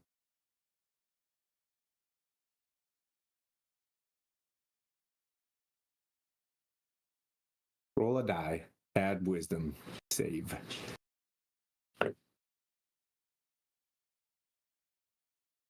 Gwyn, make a wisdom save. Oh, okay, sorry. Good. I said Pwent. Well, he rolled 1 too. Okay, gotcha.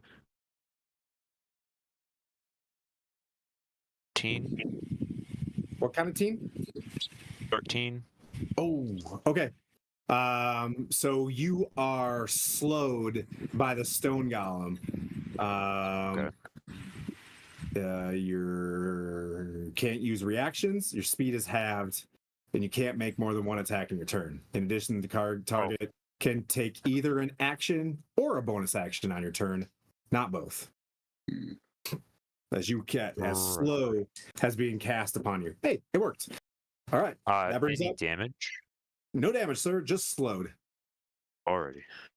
Quaddle, you were just out of the range of that one. It's your turn, then Gwyn's. I'm gonna try and provide some payback then with 2 shots from the oath bow.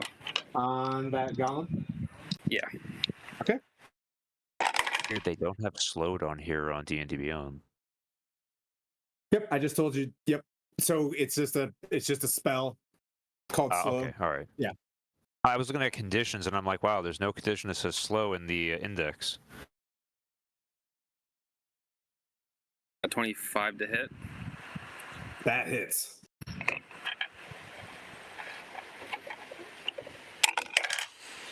Uh, 4 damage.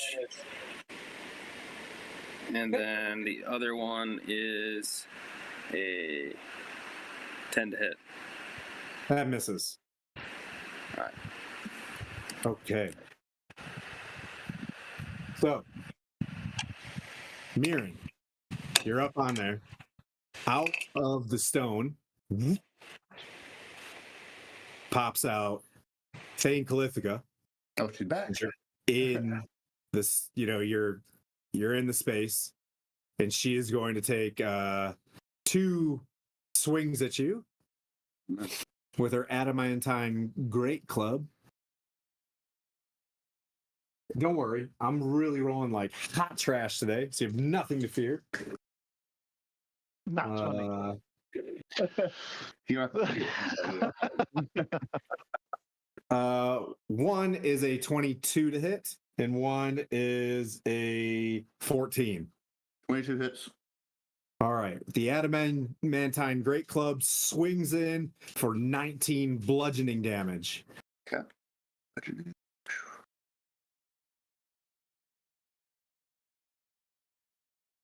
Indeed. How anticlimactic. And then You know where my health was before.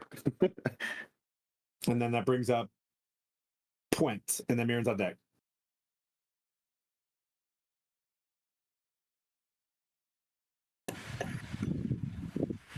I'm casting. Hey, why not? 4th level Spirit Guardians. Okay. Popped them.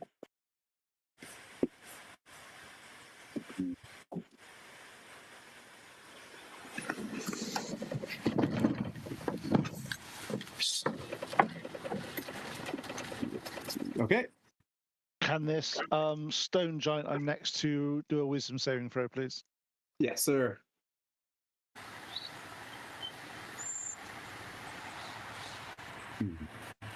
It's 16. Fails. Okay.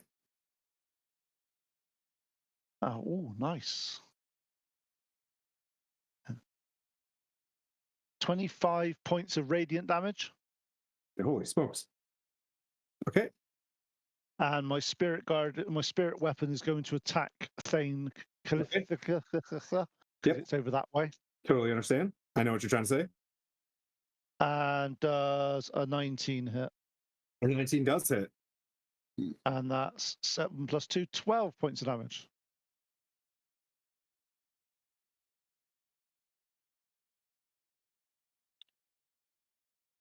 The math is always in like really weird spots that I can't. 9 plus 12. There we go. I got it. All right. Okay. Anything else? No, I can't move because he'll attack me. Okay. Mirren. All right, so what I'm gonna do is look back to see where I put that bridge and have that committed to memory. I'm going to use the last bit of drow magic I have to cast darkness on her adamantine weapon. Okay. So that spells darkness. Okay, so centered on her adamantine club, 15-foot radius sphere of darkness, so just boom, dark. And I'm going to shout, I'm almost dead. I'm going to hold the line at that bridge. So 15 down towards that way to get out of the darkness. Okay. And hold there. You're at the front of the bridge. You're on the island side of the bridge. Yep, as long as, yep. Okay. Right there. And that's where I'm a hold. And then we'll see where she goes based on that darkness hole. Okay.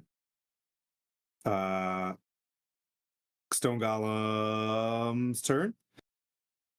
See if let's recharge. That was fun.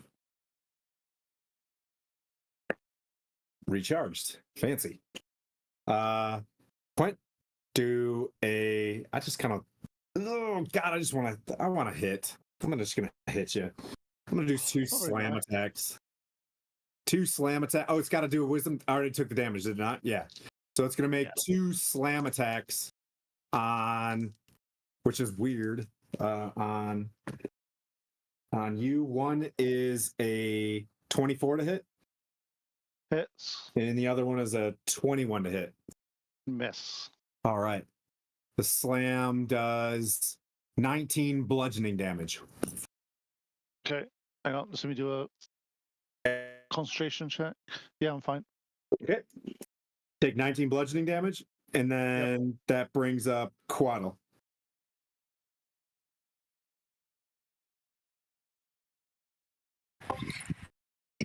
All right. That golem is still there. The golem's still there. If you're able to heal Mirren at all. I think he's only got cure wounds, if any, so I'd say his best thing will probably be shooting. Yeah, that's fine. Okay. All right.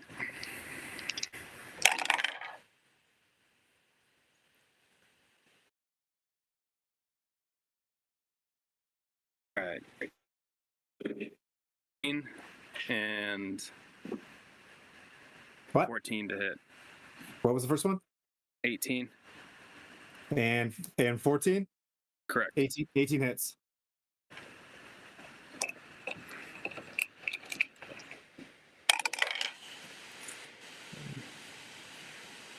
It's going to be 9 piercing. 9 piercing. Okay. And then as a bonus action,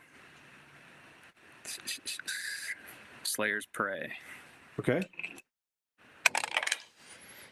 So that's an additional 5 damage. Okay. Wow. They both have the same damage done to them. Interesting. All right. Anything else, sir? That is going to be it. Gwen. Alrighty. I am from what I can kind of see from the map. The golem is still near me, correct? Yes. All right. I am going to try to attack the golem with the one attack I have because I am very slow right now.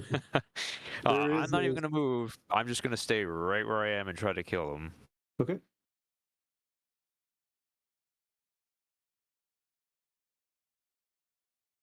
Dice are going to go into dice jail real quick.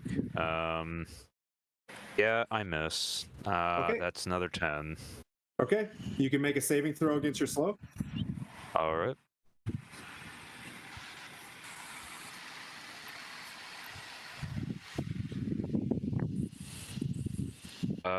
Did these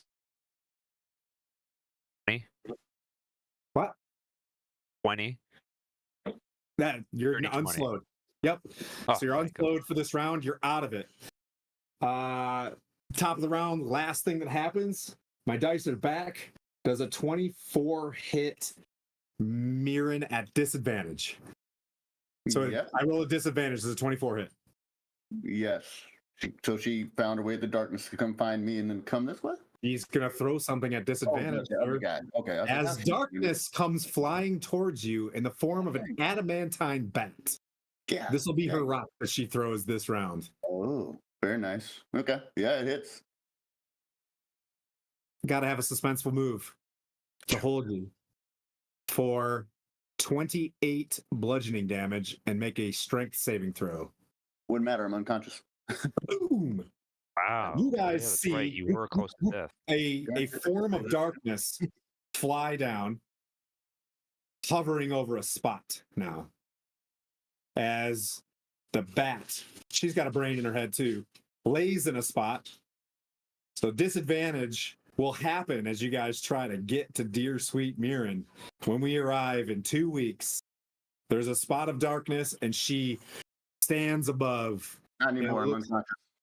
Huh? There's no darkness anymore. Oh yeah, it fell off. Well, you guys now see a big adamantine club laying on top of Mirren as the darkness moves, and then it stops as the club, lays on top of him. And then we'll reassemble. On what day? What day is that? We'll be back on the 25th of August. 25th of August, as Pete gets 3 weeks to figure out what he's gonna do to us as a DM. I know what I'm doing. I know what I'm doing to you guys. It's going to be fun. Waddle, you see behind you light flickering on the outside of this dungeon or of this room, but they're not coming in for some reason. Hallowed ground, probably. But that's it. Thank you, everybody, for watching. If you're sitting out there and you haven't hit the follow button, you know what I mean? That would be really cool. We're really cool in our quest to raising a bigger community. That would be awesome. But thank you guys so much for playing. Got any questions? No. Other than that, today's session was really, really good. It was fun. I enjoyed myself. You thought I guys was went the gonna get right old. way. I'll tell you, there is a wrong way to go. If you guys went that way around, like that would have been, but you guys went straight to her, which is kind of funky. Mirren guided us as our illustrious paladin, and we followed. Definitely. Definitely. That death bridge messed me up. Well done. My only regret is we didn't release the goats. My only regret. is not curing bonitis. Everybody, I thought it would have been, it would have been fun if we were able to release the goats in a certain amount of time. You know, I wanted you to do that, but I think your wisdom's a little bit higher, and how long that would have taken. You know what I mean? And that would have been a spell soaker. How's everybody doing? You guys in a rough shape right now? How's the? I'm fine. I'm fine. I recently learned how to attack again. Yeah. Taking a rest right now. This is wild. So both paladins are unconscious in Stronghold D&D right now. Yep. This To be is honest, great. that is their job. That is our job. All right. Can we raid Gary Con? we can raid Gary Con or Blue Box or whoever you want. We did Blue Box last time. Let's spread the wealth. Gary Con it is, and we'll see everybody next week. Next Wednesday will be the next go at it, and then the 25th is the next go. I've got a week off. I've got a week off next week. Okay, so we're not on the 18th. No, nope. There's nobody playing on the 18th, and we want to keep everybody on the same schedule. So I could keep this map up, but I wanted to. I like the natural rest that's kind of happening, to be honest. Probably for me, because I built 19 maps this month. It's starting to show. My resting DM face is starting to arrive. So 21 on the 21st of this month, we'll run the Charmed Old World Fantasy Tori Q Hill and you, Skylar. And then we'll return with this party on the 25th. Perfect. All right. Everybody stick around for the raid, and we'll see you guys on the 21st. Yeah, dudes. Thank you so much for all the follows and all the bits and stuff. Thank you very much. Yeah. Peace out. Bye-bye. Peace out.